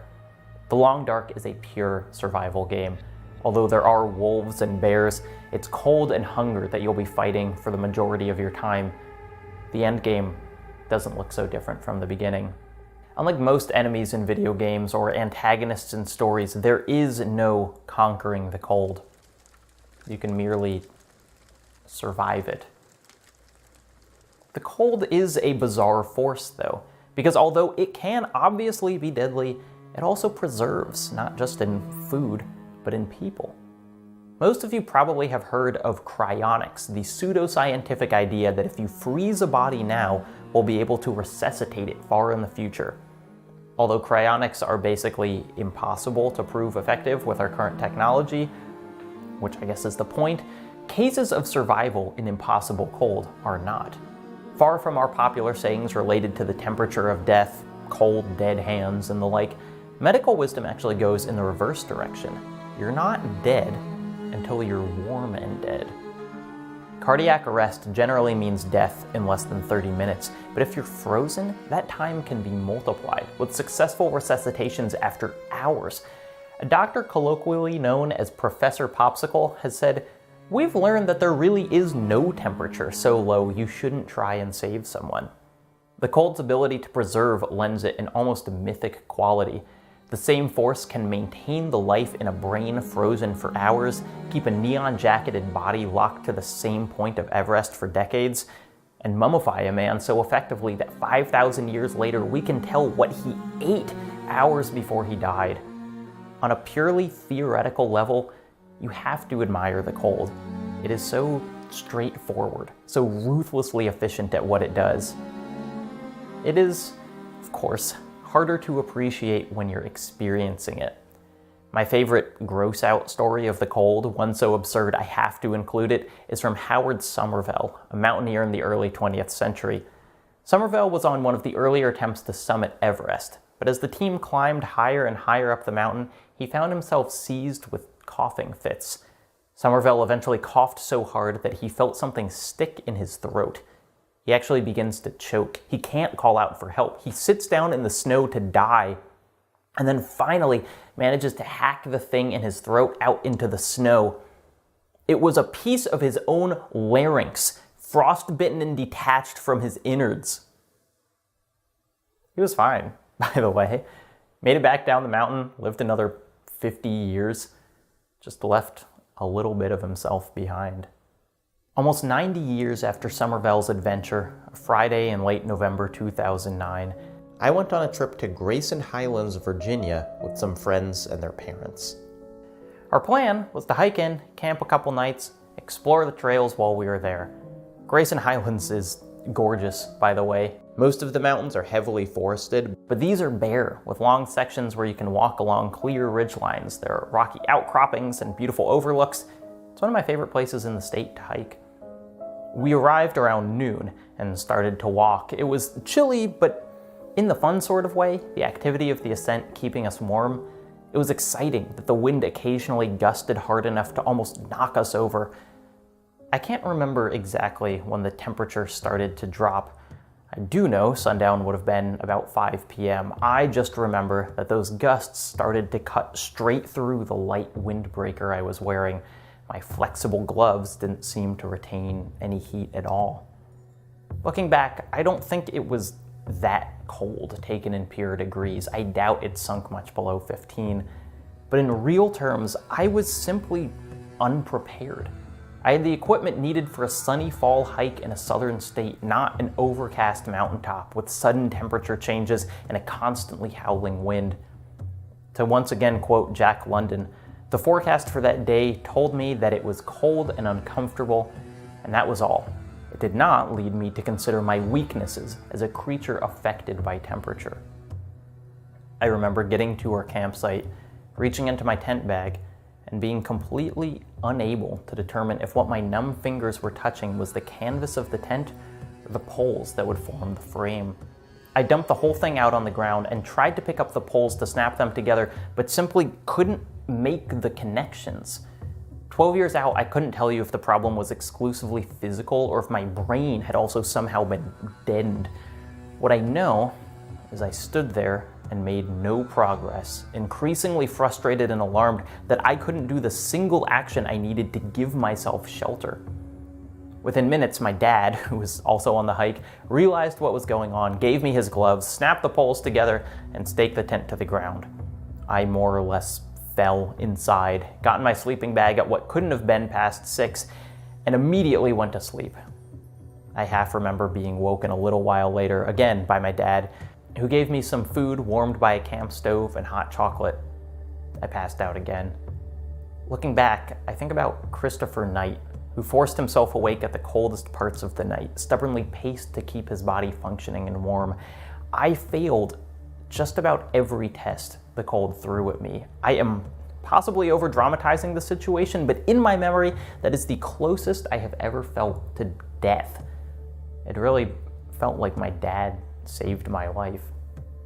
The next morning, we all got up, a little shaken by how unexpectedly extreme the previous night had been. We first hesitantly, then enthusiastically pitched the idea of leaving early. I wasn't the only one who had a bad time. There are many places on Earth with permafrost, a layer of frozen soil and sediment beneath the surface that is, theoretically, permanent. Winter, summer, this stays cold, keeping all the dead plants and organisms on that layer cold with it, preserving them, in a way, keeping their bodies locked beneath the ground. But, as with so many things, our naming of permafrost assumed a level of stability we denied the world. For many years now, permafrost has been thawing, and with it resurfaced startling reminders of the past. In Spitsbergen, an island in Norway, human bones appear to be rising out of the ground. A 1600s whaling graveyard, preserved in the ice for 400 years, is now seeing the permafrost exhume the bodies it kept hidden. Humans, whales, pieces of ships, all emerging from the earth. In previous years, the permafrost acted as a sort of shield. Not only would bodies remain permanently frozen, but so too would any diseases or dangers they held with them. Now, with a steadily climbing global temperature, that shield weakens. A small-scale plague of viral anthrax broke out in Russia when a heat wave exposed the frozen corpses of 75-year-old reindeer from the permafrost. Back in Spitsbergen, corpses from a century ago still held the full sequence of the 1918 flu. In Longyearbyen, Norway, the northernmost town in the world, there's a joke that residents are not allowed to die. In reality, this refers to burial. The town will not allow corpses from today to freeze instead of decomposing, potentially holding diseases in perpetuity and unleashing them on archaeologists centuries from now. And while that's a noble effort, the deadliest thing is already bound up with all the bodies in the permafrost: carbon. When functioning normally, the frozen ground prevents plants, animals, even humans from releasing their carbon back into the atmosphere. The cold keeps the remains and the carbon they carry. But as the frost thaws, that carbon is released too, billions of tons of it, that in turn increases the global warming causing the thaw in the first place, accelerating the heating, thawing process in a vicious cycle. Like in Carpenter's The Thing, the cold left undisturbed would have held the threat as long as necessary. Unlike The Thing, once the dangers of the permafrost are released, they cannot be confined. No matter where we are, we will feel the impermanence of the permafrost.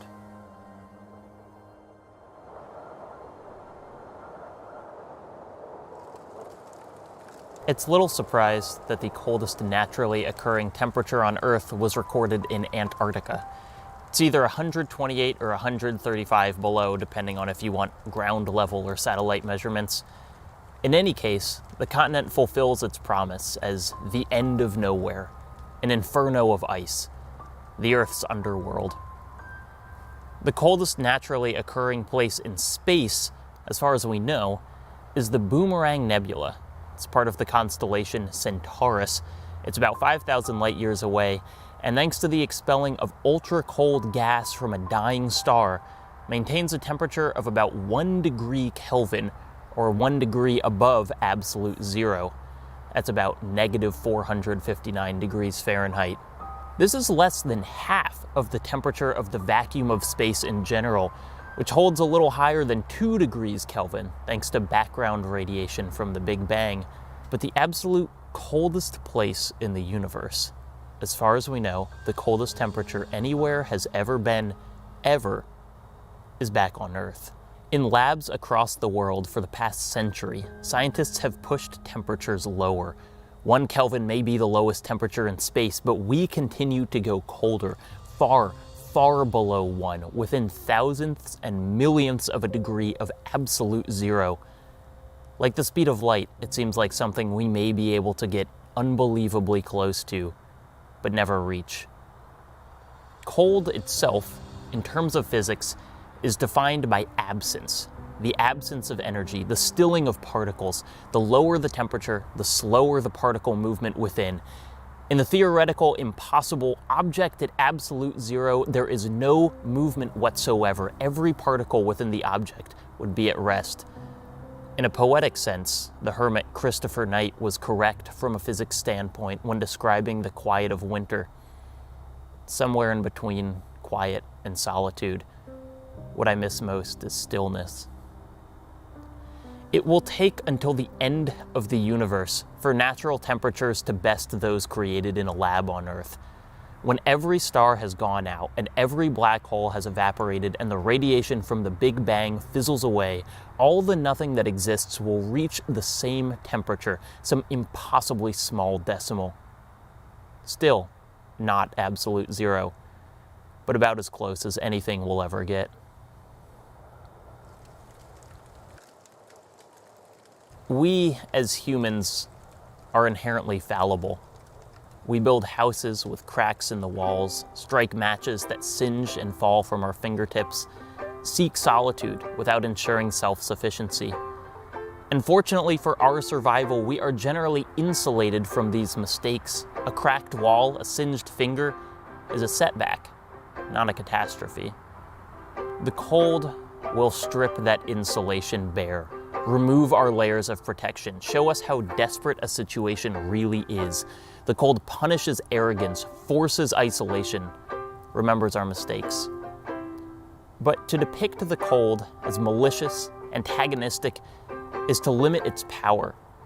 The cold is not an anthropocentric force. It doesn't care one way or another about its effect on us. It was present before anything existed. It will remain after everything is done.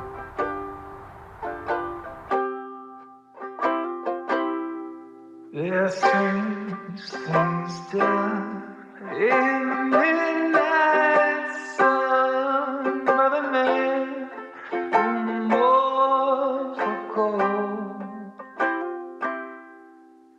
The arts it trails have secret sails that'll make your blood run cold.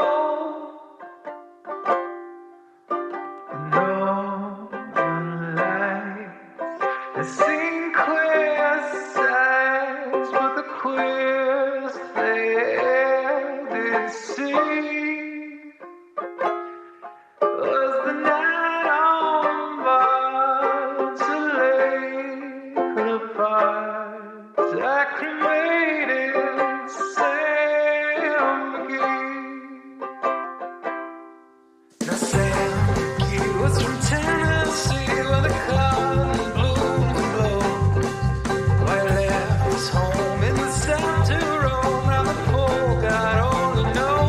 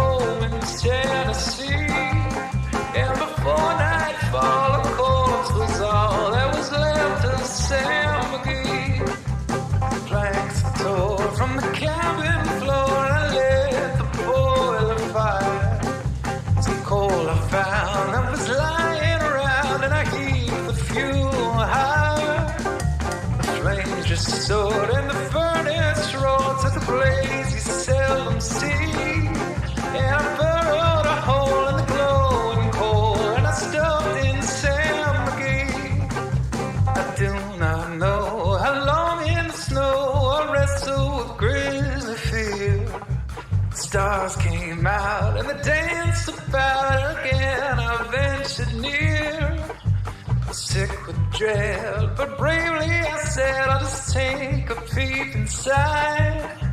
I guess he's cooked and it's time I looked. Then the door I opened wide, and there sat Sam looking cool and calm in the heart of the furnace roar.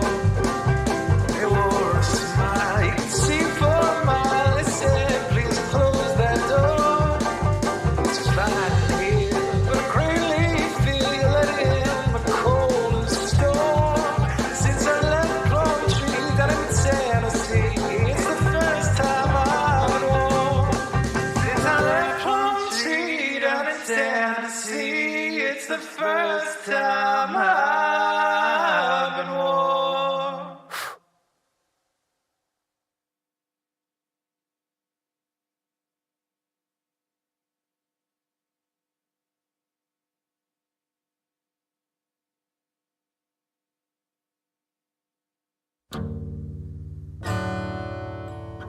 Early in 1925, headlines across the United States briefly focused on an intensely local and specific story.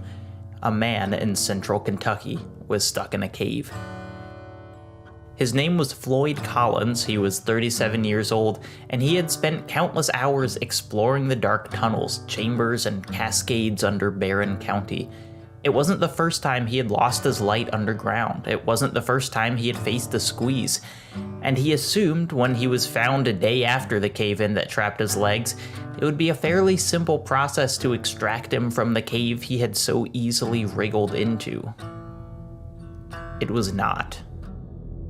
Collins had underestimated his own caving ability. What felt to him like an easy scramble, only 60 feet underground, was a near impossibility to most people, both physically and mentally. Sand Cave, where he was trapped, was unstable, narrow, and, like all caves, smotheringly dark. Men would go in to give Collins a drink of water or a sandwich and come out trembling, having barely made it halfway to his position. 100 hours later, Collins was still in the cave. A few people had made it to him. His brother, a reporter, a firefighter. They planned to tie a rope around Collins and pull him out, even though the walls of the cave could shred his body like knives, even though, as a doctor warned, the rope might stretch his organs like taffy. Collins begged them to pull him out, even if they had to pull his foot off, but they couldn't. While the folks in the cave struggled to think of anything that could rescue Collins, the rest of the country was wrapped, with newspapers running headlines from coast to coast. People hung on every word. The horror of the situation, the drama of the rescue attempts. It was electric. No one could tear themselves away. 6 days after the first cave-in, officials decided that their best chance of rescue was to dig an entirely separate tunnel in from the surface. It indeed might have been their best chance of rescue, but it wasn't enough.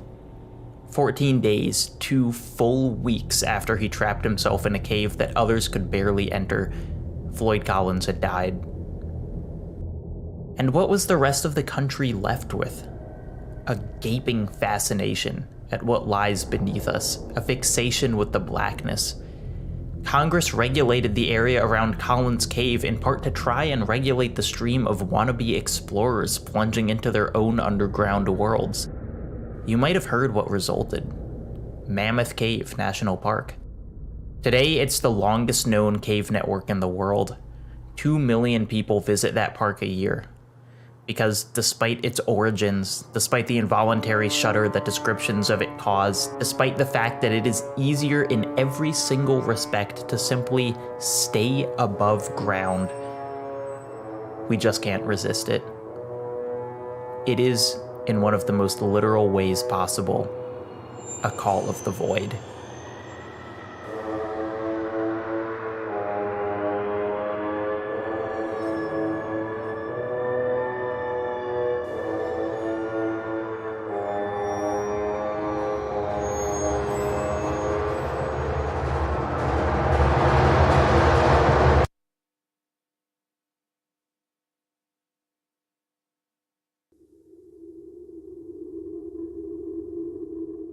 For many years, we thought the bottom of the world lay in the Krubera Cave, 6,824 feet below the Caucasus Mountains.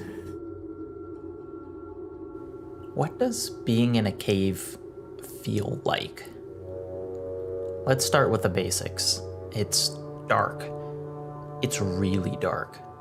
Water and air may trickle past the first room of a cavern, but light is bound to just a couple feet of the entrance. Once you've taken a turn deeper, you're surrounded by true black, no stars. You can stand in the dark with your light off for as long as you want, and your eyes will never adjust. It seems like, after crawling through a passage, that it should hold a little residual light. It feels like it should remember you were there, that if you look back, the rock you just prostrated yourself on should look a little less alien than the ones you haven't yet touched. But it doesn't. As soon as you turn your lamp away, that area fades back into the void, and once it returns to the void, nothing is familiar. I said multiple times out loud, "There's no way that's the way we came from." I was wrong. And thankfully, I was with people in the cave who were much smarter than me, but I couldn't shake the what-ifs from my head. What if I had stumbled in here alone? What if my light went out? What if all I had was my sense of touch and the sound of caverns, trying to understand the walls of rooms that barely made sense when illuminated? Caves are dark, but they aren't silent. They sound wet, because they are. Thousands of tiny currents of water, individual drops and streams and rivers cutting their way through the rock on a timescale that none of us will live to see. The sounds of water echo through a cave, precisely enough that I felt like I could hear a single drop falling off a stalactite a dozen yards away. Simultaneously, though, caves swallow sound, muting voices and movements just a few feet from me. And the combination of these two contradictory effects is absolutely uncanny. It seems like everything about a cave is built to mess with how we usually take in the world. The light is gone, the sounds don't make sense, and the space itself is... I mean, this is the real map that my guide handed me before I came in. Look at this. Oh, this clears everything up. And what's more, I feel like I could memorize this hallowed nightmare fuel and it wouldn't even begin to scratch the complexity of the actual cavern. Because there's no way this paper can capture the three-dimensionality of these passages.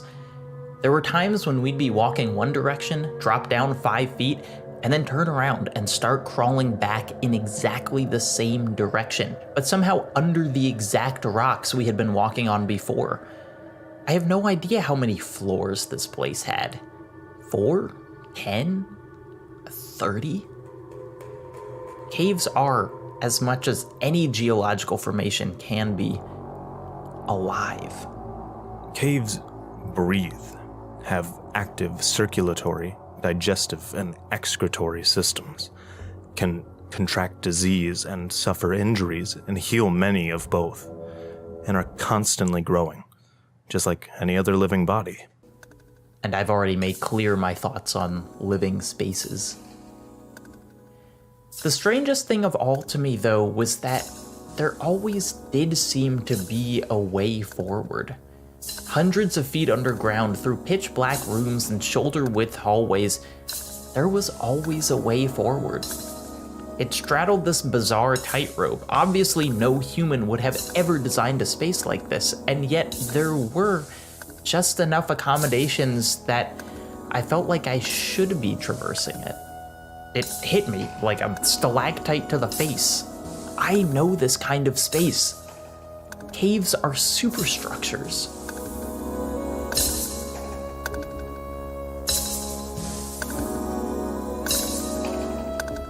And few places portray that superstructure-like depth and somehow welcoming hostility, like the Krubera Cave, stretching for miles below the western Caucasus mountain range. This is where a group of explorers thought they would find the true deepest place on Earth. There are two main features of Krubera. First are the chutes. These are the things that allowed it to be a contender for the deepest cave. They are what feel like bottomless pits, places where the stone just drops away for hundreds and hundreds of feet. This is the howling nothing that pulled the team forward. This is where it was exceptionally easy to lean the wrong direction on your descent rig and fall until you hit the living rocks below. Then there are the hard parts. They're called meanders, and they're the warped tunnels in between the chutes. For the Krubera team, who were hoping to find the bottommost point of the cave, meanders were what halted their progress. One such time, 5,800 feet underground, the team felt well and truly stuck. Until a breakthrough. The cavers found a way forward through a 300-foot-long tunnel they called the Way to the Dream. Ironically, this tunnel is about as nightmarish as anything I can imagine. The walls and roof were jagged with knife-sharp rock, and it was so narrow that you couldn't even fit through on your hands and knees. It was a belly crawl the entire way.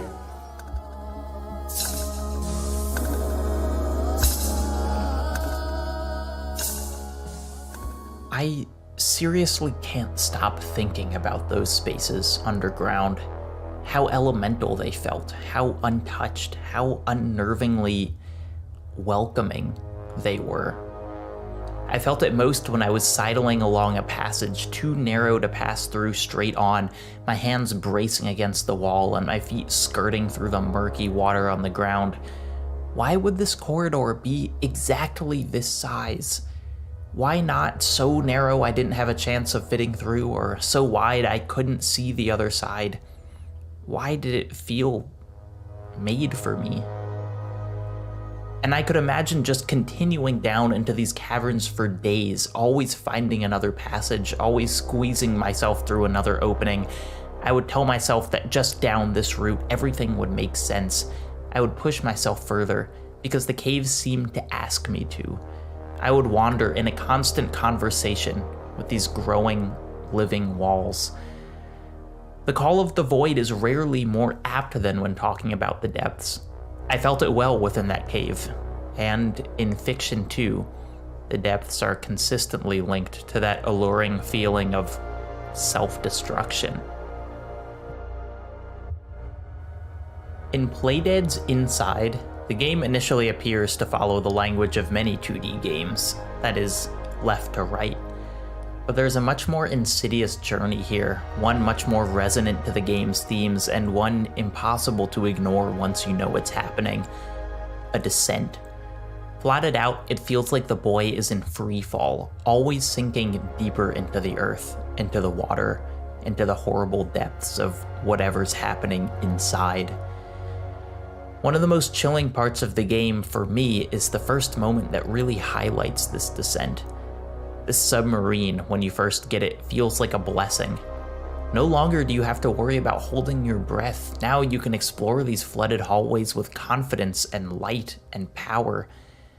And then, just when you've started to get comfortable, you smash through some loose boards in the floor and find yourself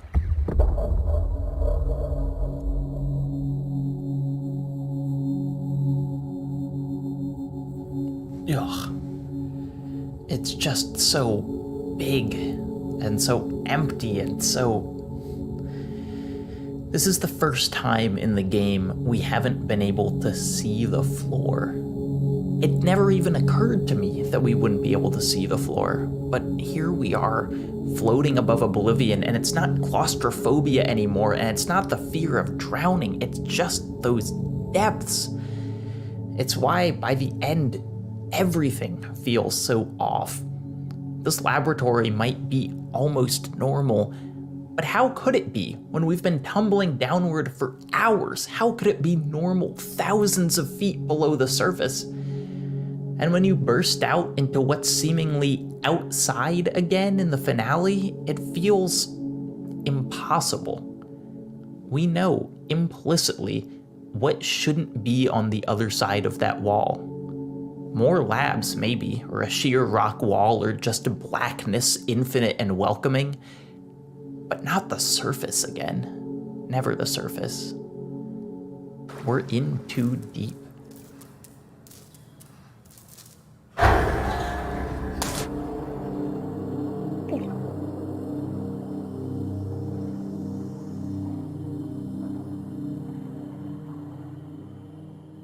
In Jeff Vandermeer's Annihilation, a team of scientists exploring a geographic aberration discover, well, they find a spiral staircase leading downward.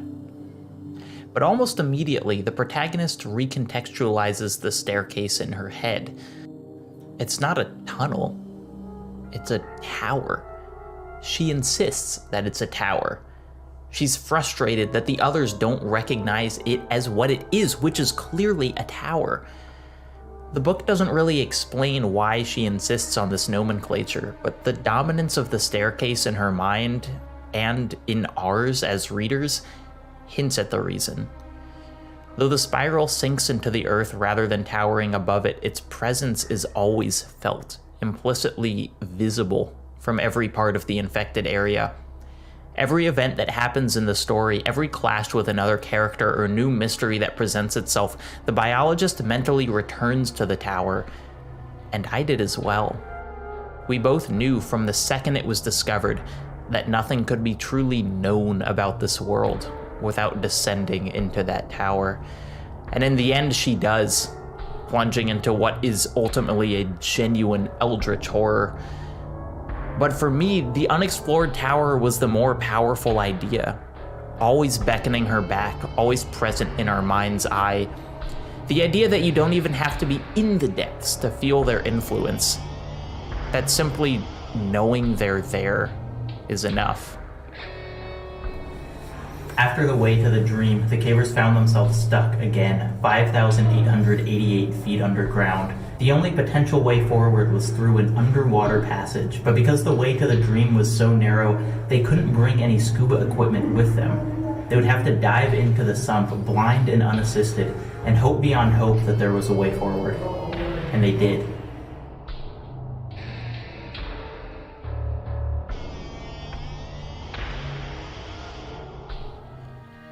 There's a phenomenon called a moulin, detailed by Robert McFarlane in his magnificent book Underland. A moulin is essentially an ice funnel. Glaciers are not solid. They're perforated like the Earth with tunnels and chambers, and in a moulin's case, sheer hypnotizing drops. The funnels are created by water racing along the top of a glacier, eventually finding a weak point in the ice and plunging down into it. The walls of a moulin are smooth and blue, like polished glass. They are often as deep as the glacier itself. They roar with the amount of water pouring through them. McFarlane notes that across cultures and countries, stories are common of explorers crashing through the ice into a chasm, presumably dying, and yet re-emerging from the glacier days or weeks later. Their own resurrection from under the frozen world.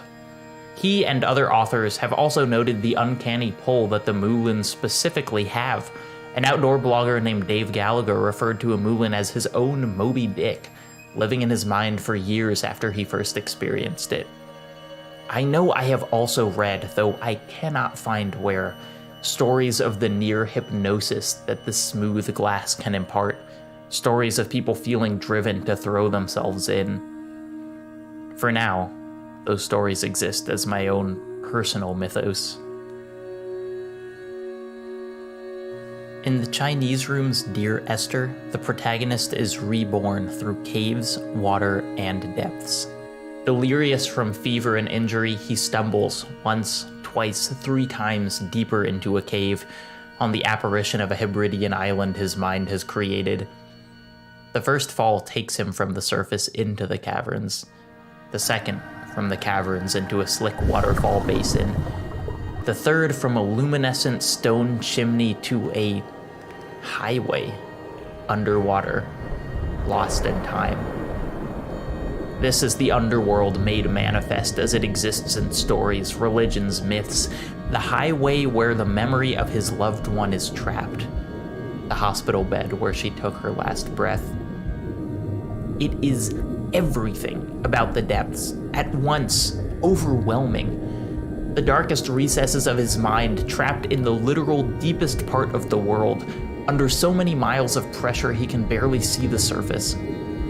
His re-emergence from each underworld is, too, simultaneous. Surfacing from the water, as clear-headed as he's been, walking out of the cave onto the shore. There is no separation of the mental and physical depths in Dear Esther. They are one and the same. There is, sometimes, danger to unearthing the depths. Like the undersea creatures that have lived their lives with 26,000 feet of water as a ceiling, creatures that quite literally melt when taken to the surface. They were never meant to see the light of day.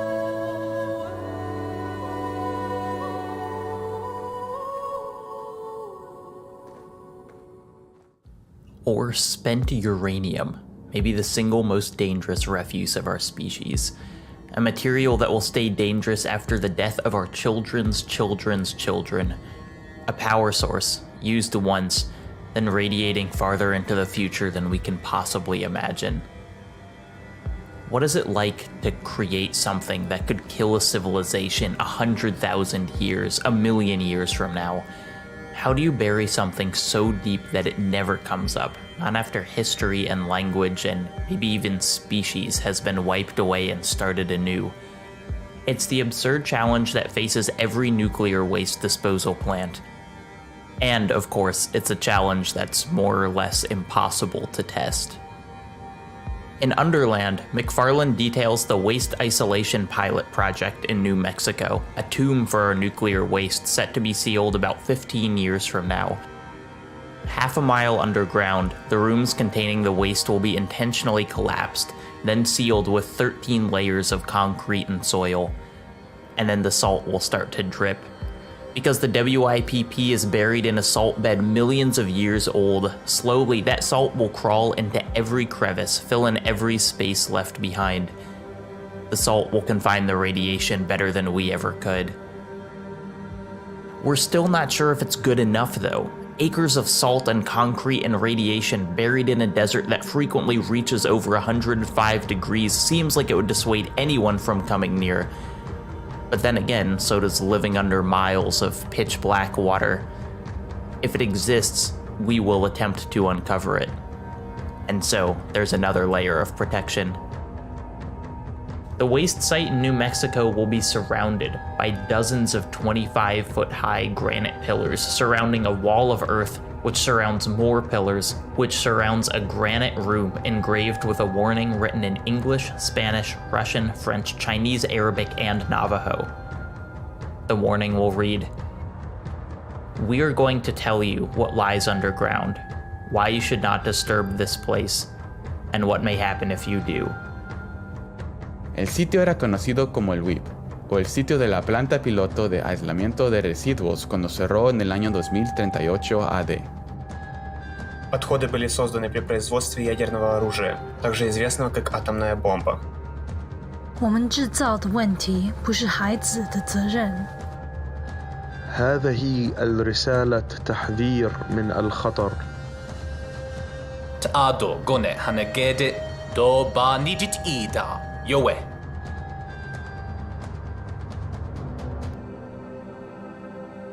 Will it work?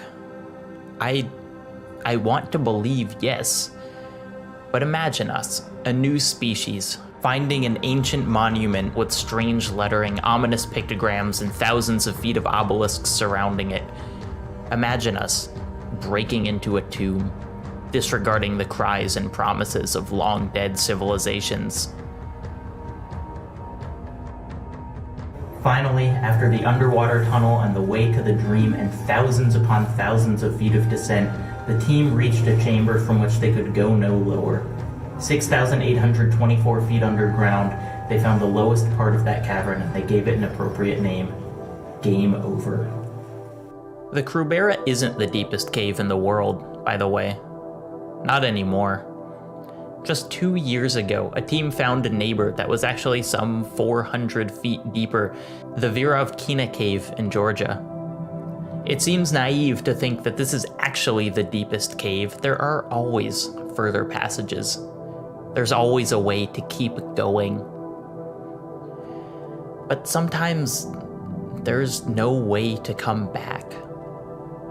Cardboard Computer's Kentucky Route Zero is a game that takes place largely underground, sometimes specifically, sometimes in a more nebulous sense. What's ever present, no matter the locale though, is a feeling of pressure. Because Earth is rarely the only thing the characters of this game are under. To a person, each is grappling with the perils of the world above. Some are old horrors like alcoholism and grief. Some are a sadistic modern twist, as the game refers to it, a new kind of debt. You get the sense that the characters felt, on some level, like they'd be able to escape the surface's horrors. The Zero, enigmatically referred to from the very first scene, is supposedly an underground highway through the caves to help the characters get to where they're going. But as the story stretches on, the promise of escape and the promise of the Zero fades. There's still a destination in mind, but the steps to get there seem increasingly obtuse. They have to double back, stumble blindly, struggle to stay afloat, and all the while, the horrors compound. All the while, the debt piles up.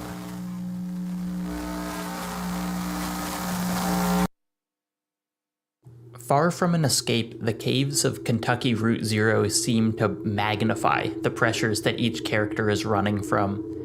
What drove them from the surface world now traps them here. That constant weight threatens to prevent them from ever returning. Kentucky Route Zero may resemble an actual cave more than any other game in existence. It meanders, it's dark. It feels impossible to fully wrap one's head around. It is absolutely bursting with strange beauty. And in the end, we're faced once again with death and rebirth, like an explorer disappearing under a glacier, or a man who disappears into his own underground world. Kentucky Route Zero takes place in Mammoth Cave in Kentucky. It's a national park established on the death of a man trapped in a cave. Floyd Collins's cave is probably connected to Mammoth somehow, if you followed those sandy tunnels deep enough. That discovery has been walled off for now, though. Sand Cave is gated, bolted, and welded closed. You'd think this wouldn't be necessary, that no one would want to enter the hellish chute where a man died a prolonged death in the dark and the still. But we gate it regardless, because there is an inexplicable, irrational, irresistible pull to these worlds. There is a void, and it indeed does call. Come, see what lies a little deeper. This world is not my home. I'm just passing through. My treasures and my hopes are placed beyond the blue. Many friends and kin have gone on before, and I can't feel at home in this world anymore.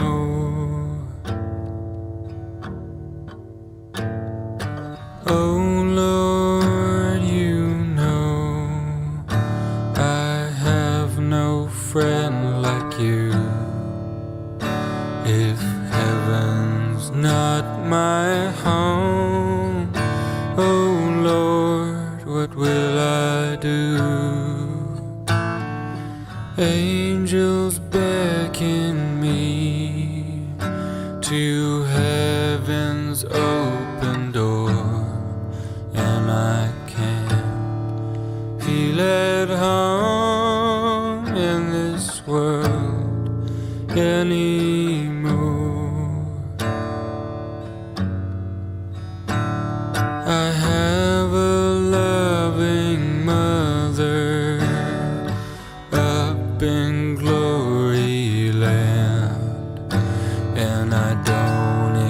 back to stop until I shake her hand. She's waiting now for me in heaven's open door, and I can feel at home in this world anymore. Oh Lord, you know I have no friend like you.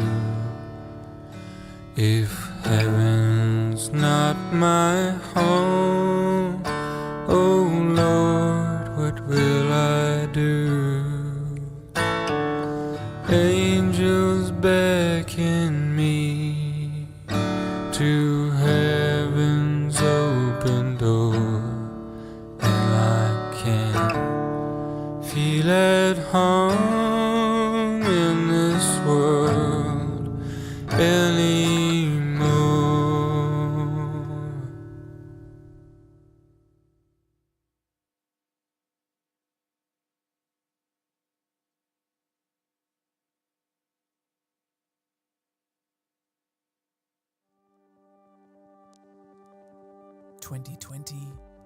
A house in rural Oregon. If you were to visit this house, inside you'd find a man, a woman, and a child harvesting food from the surrounding farmland, living a normal family life. But the longer you stayed here, the more questions you'd start to have.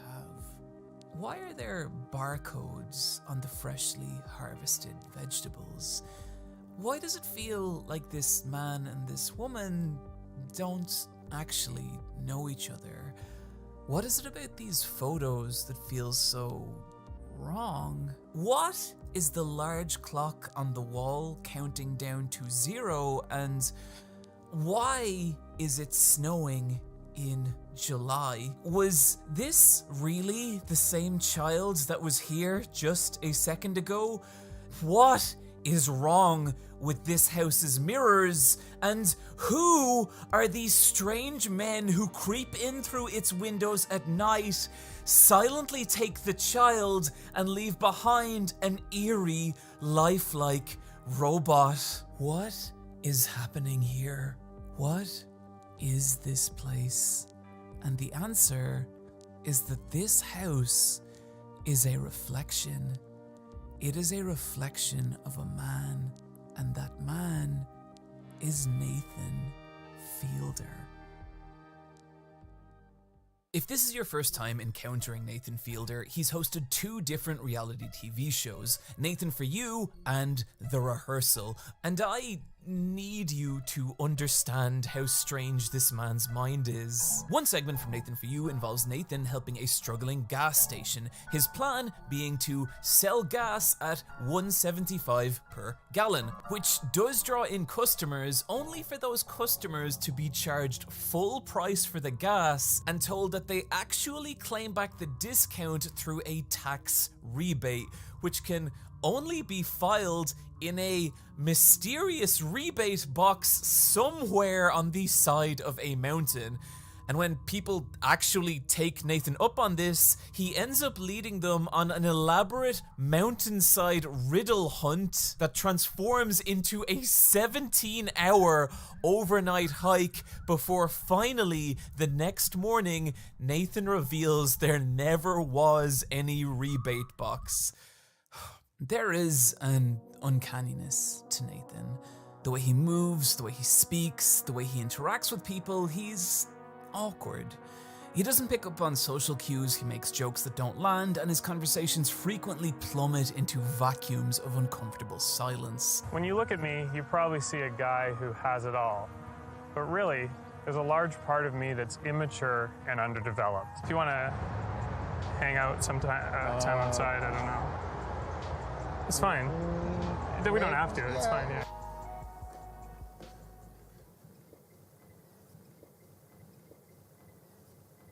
You know I'm not your real dad, right? Wait, what?